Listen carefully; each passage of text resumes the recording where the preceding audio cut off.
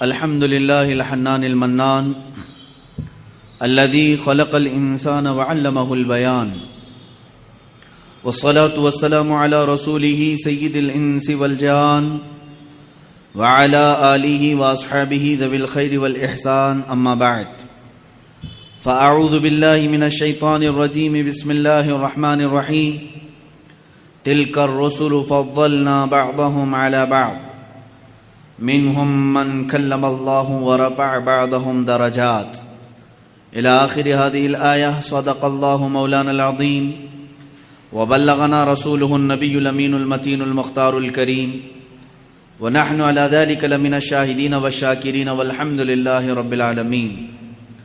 بارگاہ رسالت معاب صلی اللہ تعالی علیہ وسلم میں درود پاک کا ہدیہ پیش کریں. اللہم صل علی سیدنا و مولانا محمد معدن الجود والکرم وآلہ واصحابہ الکرام وابنہ الکریم وبارک وسلم صلاۃ دائمۃ سرمدا ابدا. اللہ کی سرتاب قدم شان ہے یہ، انسان ہی انسان وہ انسان ہے یہ.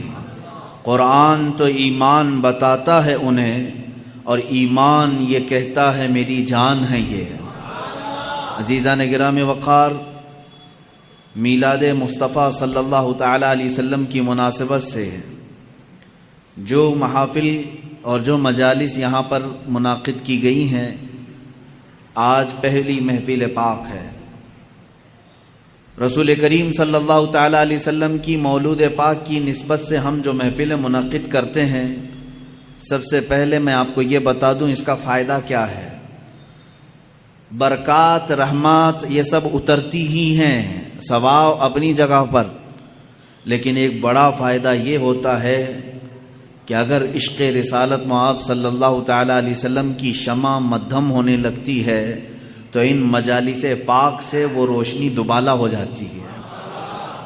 حضور کی امت حضور پاک صلی اللہ علیہ وسلم سے قریب ہو جاتی ہے. یہ مناسبتوں کے ذریعے ہمیں میرے آقا صلی اللہ تعالی علیہ وسلم کی سیرت پاک پر بیان کرنے کا اور آپ سب کو سننے کا موقع ملتا ہے. ہر نوجوان بلکہ ہر بچہ اور ہر بوڑھا رسول کریم صلی اللہ تعالی علیہ وسلم کے اخلاق و کردار کو سنتا ہے اور اس نبی پاک سے محبت کا جذبہ اس کے دل میں بڑھتا جاتا ہے. اس لیے کہ امام غزالی رحمۃ اللہ تعالی علیہ نے اپنے ملفوظات میں ارشاد فرمایا، آپ سے جب سوال ہوا کہ امت جب قسم پرسی کے عالم میں ہو، امت کے اوپر برا وقت آئے تو اس کا علاج کس طرح سے کیا جائے، تو آپ نے فرمایا انہیں محبت رسول اور عشق رسول میں اور بڑھا دیا جائے. پوچھا گیا یہ کیسے ممکن ہے؟ محبت رسول اور عشق رسول کوئی ایسا تیل ہے کہ جو ڈال دیں تو آدمی اس سے بڑھ جائے، اس کی محبت میں اضافہ ہو جائے؟ آپ نے فرمایا دو چیزوں سے اس کے دل میں محبت رسول بڑھ جاتی ہے. پہلی چیز یہ ہے کہ وہ درود مبارکہ کی کثرت کرے، دوسری چیز یہ ہے کہ وہ سیرت مصطفیٰ کو زیادہ سے زیادہ پڑھے یا سنے. ان دو چیزوں سے وہ اللہ کے حبیب صلی اللہ تعالی علیہ وسلم سے قریب ہو جائے گا، اور امت پر آئی ہوئی بلائیں اور آفات اور یہ قسم پرسی کے جو ایام ہیں یہ ختم ہو جائیں گے. یہ دنیاوی فائدہ ہوا. آخرت کا فائدہ یہ ہے، اللہ کے حبیب صلی اللہ تعالی علیہ وسلم کی حدیث ہے صاف، اس سے معلوم ہوتا ہے.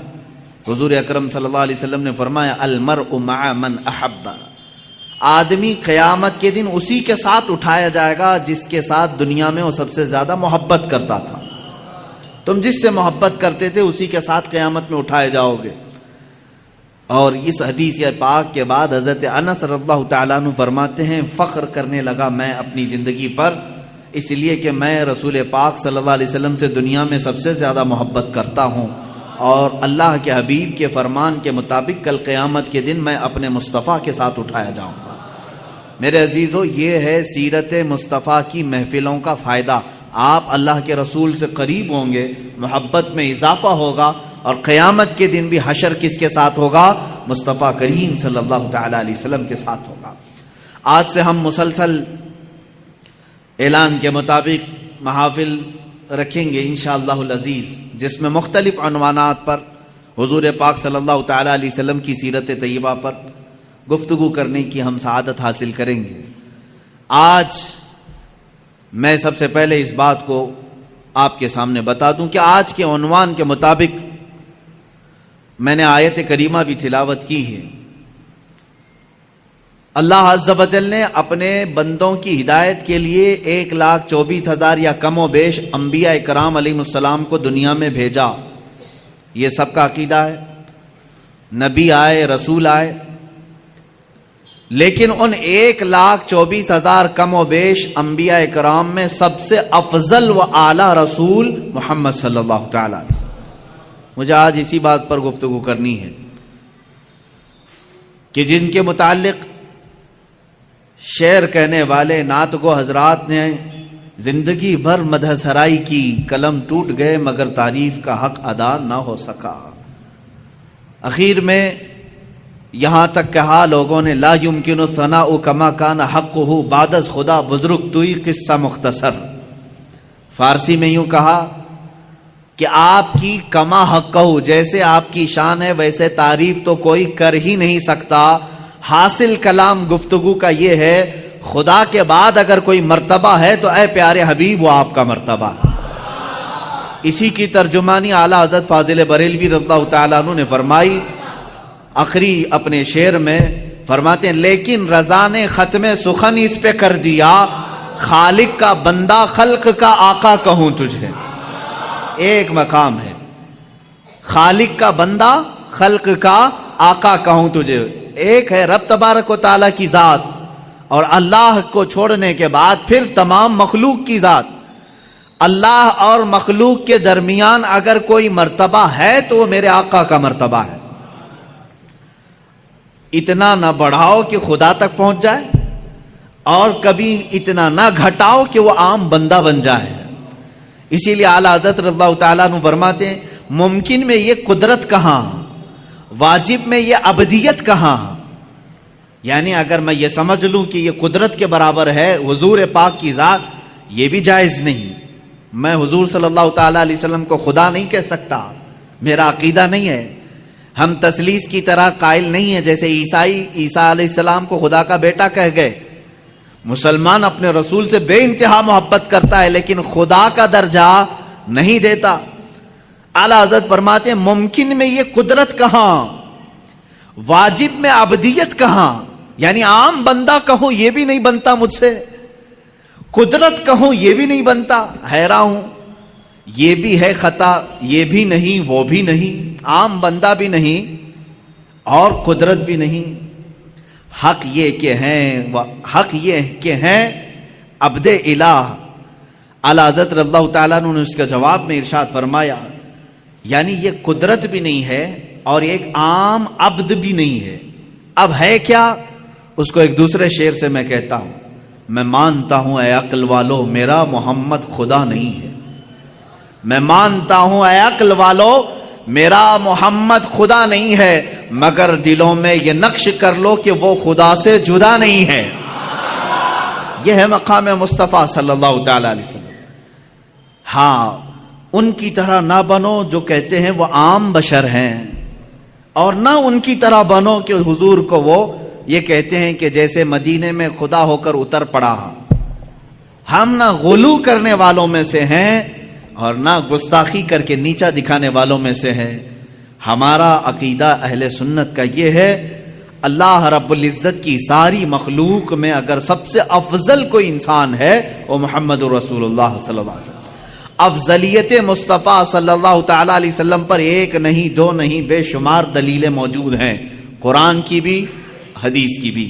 قرآن کہتا ہے تلک الرسل فضلنا بعضهم علی بعض، یہ وہ رسول ہیں جن میں سے ہم نے بعض کو بعض پر فضیلت دی ہے۔ رسولوں میں بعض کو بعض پر فضیلت دی گئی ہے یا نہیں ہے؟ اللہ تعالیٰ نے چند نبیوں کا ذکر اس میں فرما دیا، جیسے اللہ تعالیٰ فرماتا ہے موسیٰ علیہ السلام سے اللہ نے بات فرمایا، ان کو کلام کرنے کا معجزہ دیا، وَكَلَّمَ اللَّهُ مُوسَىٰ تکلیما، اللہ نے موسیٰ سے کلام کیا۔ عیسیٰ علیہ السلام کے متعلق فرمایا وہ روح القدس کے ذریعے سے ان کی مدد کی۔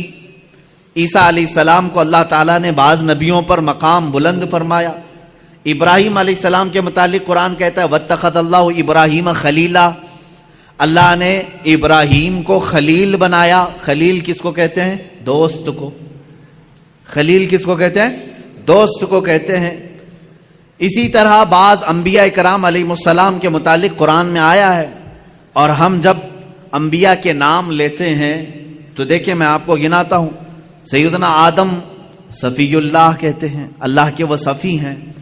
سیدنا نوح نجی اللہ کہتے ہیں، اللہ کے وہ نجی ہیں.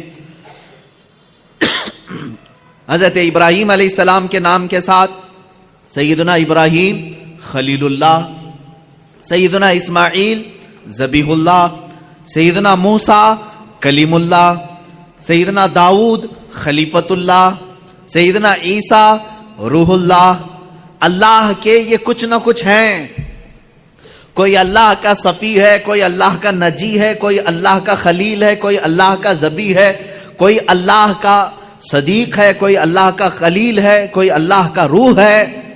لیکن جب میرے آقا صلی اللہ تعالی علیہ وسلم کے لیے اللہ نے فرمایا تو کیا فرمایا؟ محمد صلی اللہ تعالی علیہ وسلم حبیب اللہ.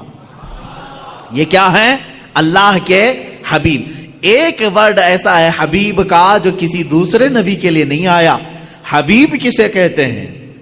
خلیل دوست ہو گیا، صفی چنا ہوا، نجی شرافت میں ہے، اور دیگر انبیاء کی جو صفات ہیں وہ اپنی جگہ پر ہے. حبیب کہتے ہیں محبت کا وہ درجہ جس کو اعلیٰ حضرت رحمت اللہ تعالی علیہ نے اپنے شعر میں یوں فرمایا، میں تو مالک ہی کہوں گا کہ ہو مالک کے حبیب. میں تو مالک ہی کہوں گا آپ کو یا رسول اللہ، میں تو آپ کو مالک ہی کہوں گا کہ ہو آپ مالک کے حبیب. کیونکہ جو حبیب ہوتا ہے اور جو محب ہوتا ہے دونوں کے درمیان کیا معاملہ ہوتا ہے؟ مثال کے طور پر میں اگر کسی سے محبت کر رہا ہوں تو محبت کا تقاضا یہ ہے کہ یہ میرا موبائل ہے، یہ میرا ہے. لیکن جب میرا حبیب سامنے ہوگا تب میں یہ نہیں کہوں گا یہ میرا ہے. یہاں میرا تیرا نہیں ہوتا. جو میرا ہے وہ اس کا ہے، جو اس کا ہے وہ میرا ہے. حبیب میں یہ نسبت ہوتی ہے، خلیل میں نہیں، صدیق میں نہیں. حبیب میں یہ نسبت ہوتی ہے جو میرا ہے وہ میرے حبیب کا ہے، اور جو حبیب کا ہے وہ میرا ہے. اب اعلیٰ حضرت کا شعر پڑھو تو سمجھ میں بھی آئے اور مزہ بھی آئے.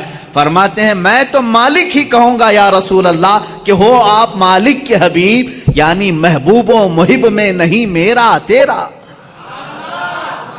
محبوب و محب میں نہیں میرا تیرا، اس میں میرا تیرا نہیں ہوتا. تو جہاں حبیب کی بات آتی ہے وہاں میرا اور تیرا نہیں ہوتا. عزیزان گرامی وقار، حضور پاک صلی اللہ تعالی علیہ وسلم کی افضلیت اس سے ہے کہ آپ کو صرف مخلوق میں یعنی عام انسانوں میں افضل اللہ نے نہیں بنایا، بلکہ انبیاء کرام علیہ السلام میں بھی افضل بنایا. اتنا ہی نہیں بلکہ رسول اعظام اور فرشتگان جو اللہ کے مقرب فرشتے ہیں ان سے بھی افضل بنایا. حضور صلی اللہ تعالی علیہ وسلم کو ان سے بھی افضل بنایا. یہ باقی رہے مخلوقات، جنات ہوں، حیوانات ہوں، یہ تمام چیزیں اپنی جگہ پر، لیکن اللہ کے جو مقرب فرشتے ہیں، جو حاملان عرش ہیں، اللہ کے عرش کو اٹھائے ہوئے ہیں، جو نبیوں تک پیغام لانے والے ہیں، جو پورے کائنات کے لیے آسمان سے بارشیں برسانے اور پانی پہنچانے کا نظام سنبھالتے، ان تمام ملائکہ سے اللہ تعالیٰ نے اپنے نبی کو مکرم بنایا، معظم پیدا فرمایا، افضل بنایا ہے. اس کی کئی دلیلیں اور کئی مثالیں میں آپ کو بتا دوں. حضور پاک صلی اللہ تعالی علیہ وسلم کی افضلیت دیکھیں. اعلیٰ حضرت رحمۃ اللہ تعالی علیہ کے اشعار یہاں پر ہمیں بار بار یاد آتے ہیں. وہ جہنم میں گیا جو ان سے مستغنی ہوا. مستغنی کہتے ہیں جو یہ کہے نہیں مجھے رسول کی کوئی ضرورت نہیں، مستغنی کہتے ہیں. اس کو کہتے ہیں جو یہ کہے بے نیاز ہوں میں. وہ جہنم میں گیا جو ان سے مستغنی ہوا ہے خلیل اللہ کو حاجت رسول اللہ کی. انبیاء کرام علیہ السلام کو رسول اللہ کی حاجت رہی ہے. کیسے؟ اب شروع سے چلتا ہوں میں. سب سے پہلے انسان، سب سے پہلے نبی، سب سے پہلے رسول آدم علیہ الصلاۃ و تسلیم ہے. جب آدم علیہ الصلاۃ و تسلیم کی پیدائش ہوئی ولادت ہوئی. تو جانتے ہیں آپ ولادت کے احوال اور قوائف پڑھیں تو تفاسیر میں یہ بات ملتی ہے کہ زمین سے مختلف علاقوں کی مٹی لائی گئی, فرشتوں نے لا کر کے گوندھا, جنت کے پانی سے اسے گوندھا گیا اور اس کے بعد ایک شکل بنائی گئی. شکل بنانے کے بعد یہ تو جسم کی شکل ہوئی, اللہ رب العزت نے اب اس میں روح ڈالنی تھی. روح کیا چیز ہے؟ قرآن میں اللہ تعالیٰ نے فرمایا روح جو ہے یہ اللہ کا نور ہے, اللہ کا امر ہے. یسألونک عن الروح قل الروح من امر ربی. اللہ نے فرمایا کہ روح جو ہے اللہ کا حکم ہے یا اللہ کا نور ہے. نور جب یہ جسم میں ڈالنا ہوا, کس میں؟ آدم علیہ السلام کے جسم پاک میں, جس کو فرشتوں نے گوندھا تھا مٹی سے اور پانی سے, اور اس کو آگ سے تپا کر کے گرم کیا گیا تھا. 4 عناصر اس کے اندر رکھے گئے تھے. اب آدم علیہ السلام کے روح ڈالنی تھی جسم کے اندر, تو بزرگان دین نے لکھا ہے کہ روح کو ڈالا گیا, روح باہر آ گئی, کیونکہ روح نور ہے اور جسم مٹی سے بنا ہوا اندھیرا ہے. اندھیرا اور نور ایک جگہ جمع نہیں ہوتے. نور آیا تو اندھیرا نہیں ہوگا, اور اندھیرا ہے تو اس کا مطلب نور نہیں ہے. روح کا اور جسم کا ملاپ کیسے ہو؟ روح باہر آئی, پھر ڈالا گیا, وہ باہر آئی. روح کہنے لگی کہ مولا اس میں گھبراہٹ ہے, اندھیرا ہے, روح کو اس میں قرار پانا ہے. بزرگان دین ائمہ تفاسیر نے لکھا ہے کہ اللہ تعالیٰ نے روح کو اس کے اندر قرار رکھنے کے لیے آدم علیہ السلام کی پیشانی میں نور محمدی کو رکھا, مصطفیٰ کریم صلی اللہ تعالیٰ علیہ وسلم کے نور پاک کو رکھا, اور پھر روح کو ڈالا گیا. آدم علیہ السلام کے جسم پاک میں روح آئی, آپ کو پہلی مرتبہ ایک چھینک آئی اور آپ نے الحمدللہ کہا. یہاں سے ہے انسان کے سانس لینے کی ابتدا. میرے عزیزوں, کائنات پہ سب سے پہلا انسان جو روح والا بنا اور سانس لینے کے قابل بنا, تو میں یہ کہتا ہوں کہ وہ نور محمدی کے صدقے میں سانس لیا. سانس لیا ہے کس کی بدولت؟ نور محمدی کے بدولت. مصطفیٰ کریم صلی اللہ تعالی علیہ وسلم کا نور پاک آدم علیہ السلام کی پیشانی میں رکھا گیا. اب یہ نور جو ہے منتقل ہوتے ہوئے میرے آقا صلی اللہ علیہ وسلم کے والد ماجد تک آیا ہے. انشاءاللہ العزیز جب موقع آئے میلاد پاک کا, میں اس نور کے منتقل ہونے کی کیفیت کو بھی عرض کروں گا. آدم علیہ الصلوۃ والتسلیم کی بیداری کس کی بدولت؟ نور محمدی کی بدولت.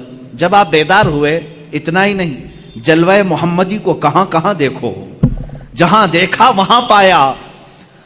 آدم علیہ السلام جب بیدار ہوئے, فرشتوں کو حکم ہوا کہ انہیں سجدہ کرو. فرشتے سجدہ کیے, ابلیس انکار کیا, مردود ہوا, اور اس کے بعد آدم علیہ الصلوۃ والتسلیم کو جنت میں ٹھہرایا گیا. آدم علیہ السلام جنت کے ہر دروازے کو دیکھتے, ہر دیوار کو دیکھتے. فرماتے ہیں ہر دروازے پر, ہر دیوار پر لکھا ہوا تھا لا الہ الا اللہ احمد رسول اللہ. آسمانوں میں میرے نبی کا نام کیا ہے؟ احمد ہے. زمینوں میں میرے آقا کا نام محمد ہے. عزیزان گرامی, آدم علیہ السلام نے جگہ جگہ پر کیا نام دیکھا؟ حضور پاک صلی اللہ علیہ وسلم کا نام رب ذوالجلال کے نام کے ساتھ.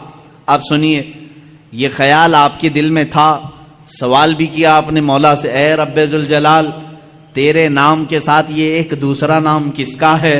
اللہ رب العزت نے فرمایا وہ میرے حبیب کا نام ہے. وہ کہاں رہتا ہے؟ اللہ نے فرمایا وہ تو تیری ہی نسل میں بآخری زمانے میں پیدا ہوگا. یہ بات آئی گئی. آدم علیہ الصلوۃ والتسلیم کو اللہ تعالیٰ نے جنت میں ٹھہرانے کے بعد حکم فرمایا تھا, آپ کے جسم پاک سے حوا کو پیدا کیا گیا, اور اس کے بعد حکم ہوا کہ تم دونوں جنت میں ٹھہری رہو. لیکن ایک درخت تھا جنت میں جس کے قریب جانے سے اللہ نے منع فرمایا تھا, لا تقربا هذه الشجرہ, اس درخت کے قریب مت جانا. اللہ بہتر جانتا ہے وہ کیا حکمت تھی. اس درخت کے متعلق بڑے الگ الگ اقوال ہیں, وہ کون سا درخت تھا, کس پھل کا درخت تھا, لیکن بس اتنا تھا کہ اللہ نے وہاں جانے سے منع کیا تھا. ابلیس جو کہ شیطان ہو چکا تھا, اللہ نے اسے راندہ بارگاہ کر چکا تھا اور مردود بنا دیا تھا. ابلیس کا کام یہ تھا کہ وہ چیلنج کر دیا تھا اپنے رب تعالیٰ سے کہ میں اب آدم اور اس کی پوری اولاد کو گمراہ کرتا رہوں گا. اللہ تعالیٰ نے فرمایا کہ تجھے قیامت تک کا موقع ہے، جتنے لوگوں کو گمراہ کر سکتا ہے کر۔ ابلیس وہیں سے ابتدا کرتا ہے، آدم علیہ السلام سے ہی وسوسے ڈالنا شروع کیا۔ فوسوس لہما الشیطان، قرآن میں ہے ان دونوں کو وسوسہ ڈالا شیطان نے۔ کس کو؟ آدم علیہ السلام اور حضرت حوا کو، ہماری ماں کو اور ہمارے باپ کو وسوسہ ڈالا، یہ کہہ کر کے کہ تمہیں معلوم ہے اس درخت کے قریب جانے سے کیوں منع کیا ہے تمہیں اللہ نے؟ انہوں نے پوچھا کیوں؟ کہا اگر تم یہ درخت کا پھل کھا لو گے الا ان تکونا ملکین او تکونا من الخالدین، اس نے کہا کہ اگر تم یہ پھل کھا لو گے تو یا تو بڑے معزز فرشتے بن جاؤ گے یا تو ہمیشہ جنت میں ہی رہو گے، اور جو نہیں کھاتا وہ جنت سے نکل جائے گا۔ ان کو ایسا لگا کہ جنت چھوڑنا نہیں چاہیے، تو ہو سکتا ہے انبیاء کرام علیہ السلام کی بات ہے، میں بڑے ادب سے یہاں کہوں گا، آدم علیہ السلام اور حضرت بی بی حوا کے درمیان بات چیت ہوئی، آخر کار وہ پھل کھا لیے، قریب بھی گئے، پھل کھا بھی لیے، اور اللہ رب العزت کا عتاب ہوا۔ اللہ نے فرمایا اب اترو، تم زمین پر جاؤ۔ زمین پر اتار دیا گیا، دونوں کو الگ الگ اتارا گیا۔ حضرت آدم علیہ السلام کو اللہ تعالیٰ نے سرندیب پہاڑ پر اتارا، بی بی حوا کو جدہ میں عرب کے علاقے میں اتارا، دونوں الگ الگ زندگی گزارتے رہے، لیکن آدم علیہ الصلوۃ والتسلیم کو اس پھل کے کھانے پر افسوس رہا، روتے رہے، توبہ کرتے رہے، بار الہ تو نے منع کیا تھا میں کھا لیا، تو مجھے معاف کر۔ آدم علیہ السلام سب سے زیادہ رونے والوں میں شمار ہوتے ہیں، اتنا روئے تھے کہ تقریباً 300 سال کا عرصہ گزر گیا تھا۔ آدم علیہ الصلوۃ والتسلیم نے بے انتہا آہو بکا کی اللہ کی بارگاہ میں۔ اب مجھے جو بات عرض کرنی ہے یہ پورے واقعے میں وہ اب حاصل کلام یہ ہے، آدم علیہ الصلوۃ والتسلیم 300 سال روتے رہے، جنت میں رہے، جنت سے اترے، زمین پر آئے، 300 سال رہے، روتے رہے، اللہ کی طرف سے کوئی پیغام نہیں، توبہ قبول ہوئی نہیں ہوئی اس کے متعلق کوئی اشارہ نہیں۔ 300 سال کے بعد خود اللہ قرآن میں فرماتا ہے ہم نے آدم کے دل میں ایک بات ڈال دی۔ وہ بات کیا تھی؟ فَتَلَقَّى آدَمُ مِن رَبِّهِ كَلِمَاتٍ، اللہ نے اپنے آدم علیہ السلام نے اپنے رب سے کچھ کلمات سیکھ لیے۔ وہ کلمات کیا تھے؟ آدم علیہ الصلوۃ والتسلیم 300 سال پہلے کی بات یاد کرنے لگے، جب اللہ نے میرے جسم میں روح ڈالی اور روح سے میں بیدار ہوا، جنت کی ہر کھڑکی ہر دروازے پر میں نے ایک نام دیکھا تھا میرے خدا کے نام کے ساتھ، یہ بات یاد آئی، وہی کلمہ یاد آیا، وہی کلمہ یاد آیا جو جنت کی ہر در و دیوار پر لکھا ہوا تھا۔ تب آپ نے عرض کیا اے مولا، جس کا نام تو نے اپنے نام پاک کے ساتھ لکھا ہے، اگر وہ تیرا محبوب ہے تو اس کی بدولت میری توبہ کو قبول فرما لے۔ اللہ رب العزت نے فوراً جبرائیل امین کو بھیجا اور فرمایا فتاب علیہ، اللہ نے تمہاری توبہ قبول کر لی۔ اللہ توبہ کے قبول ہونے میں اتنی سرعت، اتنی جلدی، اتنی تیزی اگر کسی نام کی وجہ سے ہے تو محمد عربی صلی اللہ علیہ وسلم کی۔ قرآن نے یہی کہا ہے اگر اے مومنو اگر تم اپنی جانوں پر ظلم کر لو، گناہ ہو جائے تو کہاں آؤ؟ قرآن میں ہے مسجد میں آؤ نہیں، کعبے میں آؤ نہیں، اے مومنو تم میرے رسول کے پاس آؤ۔ جاؤکا، اے رسول یہ تمہارے پاس آ جائیں، اور اگر آپ ان کے لیے سفارش کر دیں تو اللہ ان کی توبہ قبول کرے گا۔ اب اندازہ کریں آدم علیہ الصلوۃ والتسلیم کی توبہ قبول ہوئی، برکت کس کی تھی؟ محمد عربی صلی اللہ علیہ وسلم کی۔ مصطفیٰ کریم صلی اللہ تعالی علیہ وسلم کا نام پاک آپ نے لیا اور دعا قبول ہوئی۔ اب سنیے ایک اور مزے کی بات، بعض روایات میں یہ بات ملتی ہے کہ آدم علیہ السلام خوش ہوئے، جبرائیل آئے جنت سے پیغام لے کر، اللہ تعالیٰ نے آپ کی توبہ قبول فرمائی۔ آدم علیہ السلام نے کہا وہ نام اتنی برکت والا، وہ نام اتنی عظمت والا، وہ نام اللہ رب العزت کی بارگاہ میں اتنے مقام و مرتبے والا، اے مولا اس نام پاک کی ذات اور اس کی ہستی کا ایک بار مجھے بھی تو دیدار کرا دے، ایک بار مجھے دیدار کرا دے۔ جو لوگ یہ کہیں کہ حضور پاک صلی اللہ علیہ وسلم کو 40 سال کے بعد نبوت ملی تھی، وہ یہ بات سنیں، ابھی دنیا وجود میں ہی نہیں آئی، کوئی بچے نہیں ہوئے آدم علیہ السلام کے، تب آدم علیہ السلام عرض کر رہے مولا اس شکل محمدی کو میں دیکھنا چاہتا ہوں جس کی بدولت میری دعا قبول ہوئی۔ اللہ تبارک و تعالیٰ نے آدم علیہ السلام سے فرمایا کہ تم اپنے دونوں انگوٹھوں کے ناخنوں میں دیکھو. یہ بیان کیا ہے کہ دونوں انگوٹھوں کے ناخنوں میں آپ نے دیکھا حضور پاک صلی اللہ تعالیٰ علیہ وسلم کا نور پاک ان کے انگوٹھوں میں رکھا گیا. آدم علیہ السلام نے بڑھ کر کے اس کو چوما اور اپنی آنکھوں سے لگا لیا. یہ ہمارا بھی آج طریقہ ہے. ظاہر سی بات ہے اصلی اولاد وہی ہے جو اپنے باپ کے طریقے پہ چلتی ہے. محمد صلی اللہ تعالی علیہ وسلم. ہم کس کے طریقے پر چل رہے ہیں؟ باپ کے طریقے پر چل رہے ہیں. جو باپ کا نہ ہو اسے تکلیف ہو. ہم آدم علیہ السلام کی آل میں ہیں، اولاد میں ہیں، ہم اپنے باپ کے طریقے پر چل رہے ہیں. عزیزان گرامی وقار، مجھے یہاں پر افضلیت مصطفیٰ عرض کرنی ہے. میرے آقا صلی اللہ تعالی علیہ وسلم کی بات میں کمپیر اور موازنہ کر کے نہیں دکھا سکتا، کیونکہ حضور صلی اللہ علیہ وسلم نے فرمایا اس طرح نہ کرو کہ ایک نبی کو گراؤ دوسرے نبی کو بڑھاؤ. سارے انبیاء کرام علیہ السلام نبوت اور رسالت میں برابر ہیں، لیکن کچھ خصوصیتیں اللہ نے ان کو عطا کی ہیں. اس کا مطلب یہ نہیں کہ ہم کسی بھی دوسرے نبی کی توہین کریں گے، ہرگز نہیں. ہر نبی کا اپنا مقام ہے، ہر نبی کا اپنا ایک مقام و مرتبہ ہے، لیکن میرے مصطفیٰ صلی اللہ علیہ وسلم کی شان پاک الگ ہے. اعلیٰ حضرت فاضل بریلوی رحمۃ اللہ تعالی علیہ نے فرمایا ہے خدا کی رضا چاہتے ہیں دو عالم. ساری دنیا کس کی رضا چاہتی ہے؟ آپ کیا کہتے ہو، کیا چاہتے ہو؟ اللہ ہم سے راضی ہو جائے. کون نہیں کہتا؟ انبیاء کہہ رہے ہیں اللہ راضی ہو جائے، اولیاء کہہ رہے ہیں اللہ راضی ہو جائے، جنات کہہ رہے ہیں اللہ راضی ہو جائے، فرشتے کہہ رہے ہیں اللہ راضی ہو جائے، حتیٰ کہ نباتات حیوانات سارے یہ کہتے ہیں اللہ راضی ہو جائے. خدا کی رضا چاہتے ہیں دو عالم، خدا چاہتا ہے رضائے محمد. یہ ہے میرے آقا کا مقام، خدا چاہتا ہے رضائے محمد. اب دیکھیں حضور پاک صلی اللہ تعالی علیہ وسلم کی افضلیت پاک.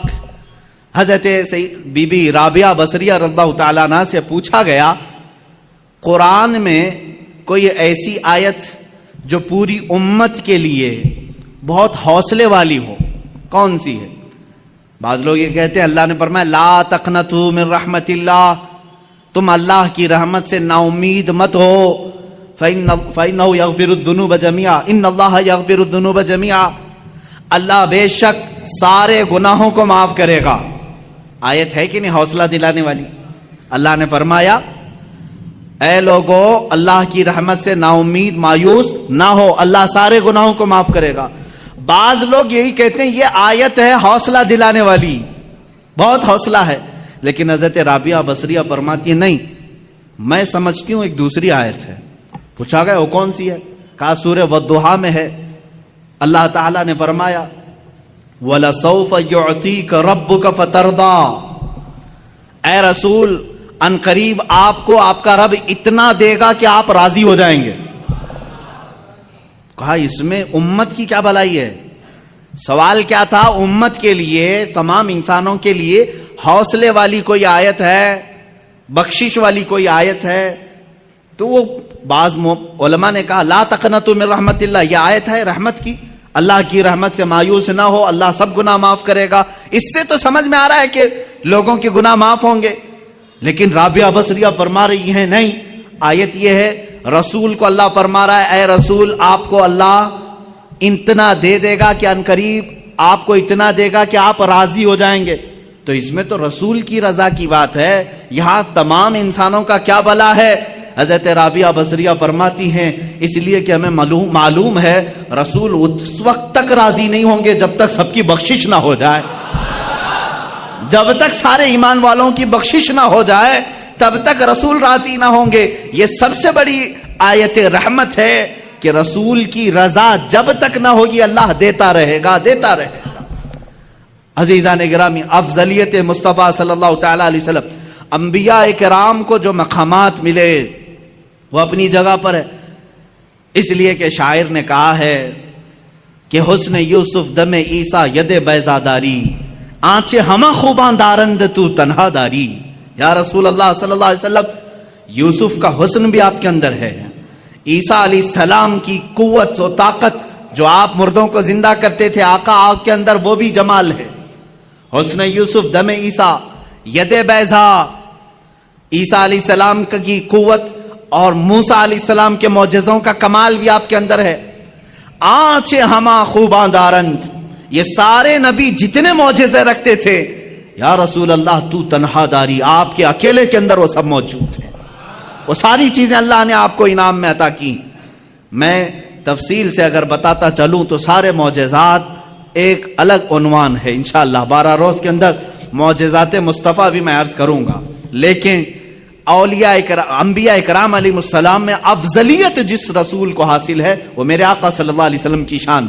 دیکھیں اللہ تبارک و تعالیٰ نے حضور اکرم صلی اللہ تعالیٰ علیہ وسلم کو اولین کا بھی سردار بنایا، آخرین کا بھی سردار بنایا. خود میرے آقا فرماتے ہیں انا سید الاولین والآخرین، میں اولین کا بھی سردار ہوں، آخرین کا بھی سردار ہوں. اور یہی سرداری ہی تو ہے. سب سے بڑی افضلیت کہاں ثابت ہوتی ہے؟ اس وقت جب اللہ رب العزت معراج میں اپنے حبیب کو بلا رہا ہے. ایک طرف لن ترانی ہے، ایک طرف لن ترانی. لن ترانی قرآن میں آئی ہوئی آیت میں بتا رہا ہوں. موسیٰ علیہ السلام اللہ رب العزت کی بارگاہ میں بار بار یوں عرض کر رہے تھے ربی ارینی، اے اللہ تو مجھے اپنا جلوہ دکھا دے، اے اللہ تو مجھے اپنا دیدار کرا دے. اللہ فرماتا ہے لن ترانی، اے موسیٰ تو ہرگز مجھے نہیں دیکھ سکے گا. لن عربی میں تاکید کے لیے آتا ہے، نفی تاکید، کہ تم ہرگز نہیں دیکھ سکو گے. کس کو کہا جا رہا ہے؟ موسیٰ علیہ السلام. آپ نے بار بار اصرار کیا تو اللہ تعالیٰ نے فرمایا ٹھیک ہے، کوہ طور پر آ جاؤ، کوہ طور پر آ جاؤ، نالین نیچے اتارو. موسیٰ علیہ السلام کو کیا کہا جا رہا ہے؟ نالین چپل اپنے نیچے اتارو، کوہ طور پر آؤ. اور اللہ رب العزت اپنی پوری ذات نہیں، اپنی ایک تجلی کا اظہار تم پر کرے گا. اگر دیکھ سکو تو دیکھ لو، اس کے بعد دوسری منزلیں ہوں گی. قرآن کی آیت ہے 9 پارے کی. اللہ فرماتا فلما تجلی ربہ للجبل جعلہ دکا وخر موسیٰ صعقا. اللہ تعالیٰ نے حکم فرمایا موسیٰ سامنے والے پہاڑ کی طرف دیکھتے رہو، اس درخت کی طرف جو پہاڑ کے اوپر ہے. اس درخت پر اللہ رب العزت نے اپنے جمال کی، جلال کی تجلیات میں سے سوئی کے ناکے سے بھی کم، سوئی کا ناکا ہوتا کتنا ہے؟ بہت چھوٹا سا، سوئی کی انی، اس سے بھی کم حصہ اپنی تجلی کا، اپنی نور کا ظاہر فرمایا. قرآن کہتا ہے جعلہ دکا، پورا پہاڑ زلزلہ میں تبدیل ہوا، زلزلے میں آ گیا، پورا پہاڑ جل گیا. وخر موسیٰ صعقا، اور غش کھا کر کے موسیٰ علیہ السلام زمین پر گر گئے، غش کھا گئے، دیکھ نہیں سکے کس چیز کو؟ جو سوئی کے ناکے کے برابر رب ذوالجلال کی تجلی تھی. فلما افاق قال سبحانک تبت الیک. جب وہ بیدار ہوئے، موسیٰ علیہ السلام نے کہا اے اللہ تیری بلندی ہو، تیری پاکی ہو، میں رجوع کرتا ہوں اپنی اس بات سے جو پہلے کہہ رہا تھا کہ اللہ تو مجھے دکھا دے. پھر دوبارہ انہوں نے یہ بات نہیں کہی کہ اے اللہ تو مجھے دکھا دے، اے اللہ تو مجھے اپنا دیدار کرا دے. یہ تو موسیٰ علیہ الصلوۃ والتسلیم کی شان ہے، کیونکہ اللہ تعالیٰ نے فرمایا کسی بشر میں یہ طاقت نہیں کہ وہ براہ راست اپنے رب کو دیکھ سکے. کسی بشر کے اندر یہ آنکھیں دی نہیں گئیں کہ وہ براہ راست اپنے پیدا کرنے والے خالق کو دیکھ سکے. لیکن یہی معاملہ جب میرے آقا کے ساتھ ہوا، 26 رجب المرجب ہے، اللہ کے حبیب صلی اللہ تعالی علیہ وسلم اپنے دولت قدے پر حضرت ام ہانی کے گھر پر آرام فرما رہے ہیں. جبرائیل امین آئے اور آ کر کے میرے آقا صلی اللہ تعالی علیہ وسلم کو بیدار کر رہے ہیں. تو بیداری کا طریقہ بھی بتایا گیا ہے. انہوں نے اپنی پیشانی حضور کے تلووں سے لگائی، ٹھنڈک سے آپ بیدار ہوئے. پوچھا جبرائیل اس وقت آنا کس بات کا ہے؟ جبرائیل نے کہا اللہ تعالیٰ آپ کو آسمانوں کی سیر کرانا چاہتا ہے، جنت، دوزخ، عرش، کرسی، لوح و قلم کے دیدار کرانا چاہتا ہے. اے رسول گرامی وقار، آج آپ کی معراج کا وقت ہے، آج کی معراج کی شب ہے، اللہ تعالیٰ آپ کو اپنی زیارت کرانا چاہتا ہے. حضرت جبرائیل امین نے جب یہ کہا، حضور اکرم صلی اللہ تعالی علیہ وسلم اٹھے، بیدار ہوئے اور وہاں سے مسجد حرم شریف تشریف لے گئے. براق آپ ہی کے لیے بنائی گئی سواری، اس پر اس سے پہلے نہ کوئی سوار ہوا، نہ ان کے بعد کوئی سوار ہوا. یہ حضور کی خصوصیات میں سے ہے. براق کی تیز رفتاری ایسی تھی جہاں تک ایک نگاہ پہنچتی ہے وہاں اس کا پہلا قدم ہوتا تھا. براق کی تیز رفتاری. رسول کریم صلی اللہ تعالی علیہ وسلم اس پر جلوہ فرما ہو کر آسمانوں کے سفر پر گئے. لیکن اس سفر میں میرے آقا کی افضلیت تمہیں جگہ جگہ میں بتاؤں. اللہ اکبر. حرم پاک سے مسجد اقصی تک کا سفر تو قرآن میں اللہ نے بیان کیا ہے. سبحان الذی اسری بعبدہ لیلا من المسجد الحرام الی المسجد الاقصی. پاک ہے وہ ذات جس نے اپنے بندے کو رات کے ایک چھوٹے سے وقت میں مسجد حرم سے مسجد اقصی تک کا سفر کرایا. مسجد اقصی کسے کہتے ہیں؟ بیت المقدس جو فلسطین میں ہے, جو ہمارا قبلہ اول ہے. پہلے ہم اسی کی طرف منہ کر کے نماز پڑھتے ہیں. حضور پاک صلی اللہ تعالی علیہ وسلم مسجد اقصی گئے تو سفر کے درمیان یہاں مسجد اقصی آنے کا کیا مطلب ہے, کیا وجہ ہے؟ یہاں آئے حضور پاک صلی اللہ تعالی علیہ وسلم تو دیکھا آپ تنہا نہیں تھے. آدم علیہ السلام سے لے کر عیسیٰ علیہ السلام تک جتنے نبی دنیا میں آئے سب کے سب وہاں جمع تھے, سب کے سب جمع تھے. حضور پاک صلی اللہ علیہ وسلم جیسے ہی تشریف لائے سبوں نے حضور اکرم صلی اللہ علیہ وسلم کا استقبال کیا. اللہ کے حبیب صلی اللہ تعالی علیہ وسلم پیدا ہونے کے اعتبار سے سب سے آخری زمانے میں آئے ہیں, لیکن جب مسجد اقصی میں گزر رہے تھے تو سب سے آگے مصلی پر آپ تشریف فرما تھے. سب سے پہلے آپ مصلی پر تشریف لے گئے. آپ نے انبیاء کرام علیہ السلام کی امامت فرمائی. اب یہ ایک الگ نماز ہے, جبکہ نماز تو معراج کے بعد ہم کو ملی. وہ نماز انبیاء کی مخصوص نماز تھی, وہ تو صرف میرے آقا کی امامت دکھانی مقصود تھی. اس نماز کو نہ میں جمعہ سے تشبیہ دے سکتا ہوں نہ عید سے تشبیہ دے سکتا ہوں, اس لیے کہ نہ دنیا میں ایسی کوئی نماز ہوئی ہے نہ ہوگی جس کا امام سید الانبیاء اور مقتدی سارے رسول سارے انبیاء. ایسی نماز کہاں؟ وہ خود اپنی اپنی شریعتوں کے مالک, اپنی اپنی امتوں کے آقا, لیکن آج میرے نبی کی اقتدا میں مقتدی بنے ہوئے تھے. لیکن اس نماز کا ایک الگ حال ہے. حضور نے امامت فرمائی. امام ہی خطبہ دیتا ہے یا نہیں؟ جمعہ میں جو نماز پڑھایا وہی خطبہ دے رہا ہے, عید میں جو نماز پڑھایا وہی خطبہ دے رہا ہے. لیکن اس نماز کا حال ایسا نہیں تھا. حضور نے امامت تو فرمائی, خطبہ سب سے پہلے آدم علیہ السلام نے دیا, پھر ابراہیم علیہ السلام نے دیا, پھر اسماعیل علیہ السلام نے دیا, پھر موسیٰ علیہ السلام نے دیا, پھر عیسیٰ علیہ السلام نے دیا. کئی انبیاء کرام علیہ السلام خطبہ دے رہے تھے. یہ کیا خطبہ تھا؟ ہر نبی آتے تھے محمد عربی صلی اللہ علیہ وسلم کی تعریف بیان کرتے تھے. میرے عزیزوں, پھر کہتے ہو مولود کی محفل شرک و بدعت ہے. ان انبیاء کرام کو کیا فتویٰ دو گے جو نبی بازو بیٹھے ہیں اور ان کی تعریف میں وہ مدح سرائی کر رہے ہوں؟ حضور پاک صلی اللہ تعالی علیہ وسلم کی تعریف بیان کرنا یہی تو مولود کی محفل ہے, یہی تو میلاد کی محفل ہے. میلاد کی محفل میں مجھے بتاؤ کیا گانے بجانے ہوتے ہیں, کیا ڈھول باجے ہوتے ہیں؟ یہاں سیرت مصطفیٰ بیان کی جا رہی ہے. یہی تو ہم بیان کر رہے ہیں. اللہ کے نبی سب سے اعلیٰ ہیں, سب سے افضل ہیں, سب سے اشرف ہیں, سب سے اکرم ہیں. حضور کی تعریف بیان کرنا یہ تو معراج کے سفر میں انبیاء کی بھی سنت ہے. مسجد اقصی میں سارے نبیوں نے خطبہ دیا. وہ کتنا وقت لگا ہوگا اللہ ہی بہتر جانے, اللہ ہی بہتر جانے. نبیوں کی طاقت و قوت اپنی جگہ پر, اس کو آپ گیس نہیں کر سکو گے. اللہ نے نبیوں کو کیا طاقت دی ہے, کون سی قوت ہے. یہاں لوگ حضور کی طاقت ناپنے کی کوشش کر رہے ہیں, دوسرے نبیوں کی طاقت ان کا اندازہ نہیں کر سکو گے. نماز ادھر پڑھائی, جلسہ ختم ہوا, حضور پاک صلی اللہ علیہ وسلم پھر سفر پر روانہ ہوئے. کہاں؟ اب آسمانوں کا سفر تھا. جبکہ فرمایا گیا ہے آسمانوں کا سفر براق پر, اور وہ بھی تیز رفتار براق. لیکن حدیث میں یہ ملتا ہے میرے آقا صلی اللہ تعالی علیہ وسلم پہلے آسمان پر جب پہنچے, دروازہ کھٹکھٹایا گیا. آسمان کا دروازہ ہے, یہ اللہ بہتر جانے. فرشتوں نے دروازہ کھولا اور جیسی پہلے آسمان پر آپ گئے, میرے آقا فرماتے میں نے آدم علیہ السلام سے ملاقات کی. کس سے؟ آدم علیہ السلام سے ملاقات کی. آدم علیہ السلام وہاں استقبال کے لیے تھے. ہر آسمان پر اللہ کے نبی صلی اللہ علیہ وسلم نے ایک ایک نبی سے ملاقات کی. حضرت یوسف علیہ السلام سے, حضرت عیسیٰ علیہ السلام سے. ساتویں آسمان پر حضرت ابراہیم علیہ السلام تھے. یہ ہر آسمان پر ایک ایک نبی سے ملاقات کی. اور ان نبیوں نے وہاں میرے آقا کا استقبال کیا.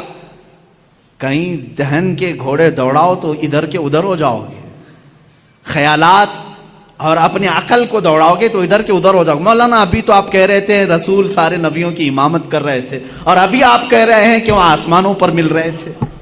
بات تو ہے نا؟ ہاں، تو مجھے تو ظاہر واضح کرنا ہی پڑے گا.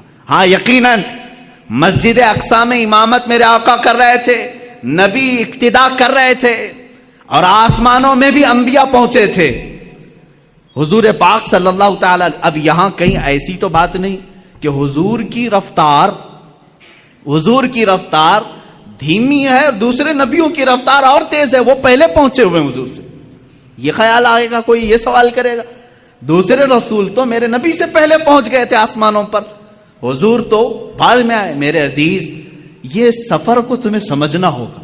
یہ سفر عام سفر نہیں ہے، عام سفر نہیں ہے. یہ سفر ایسا ہی ہے جیسا کوئی دولہا اپنے گھر سے نکلتا ہے. دولہا جب اپنے گھر سے نکلتا ہے، کیونکہ ہم نے شروع سے دیکھا ہے اس سفر کو. دیکھتے ہیں آپ، جیسے ہی آپ دولہا بنے، ہمارے یہاں گھوڑوں اور گھوڑیوں کا رواج تو ہے نہیں. یو پی وغیرہ میں آپ جائیں گے تو آج بھی دولہے گھوڑی پر بیٹھتے ہیں سنور کر کے.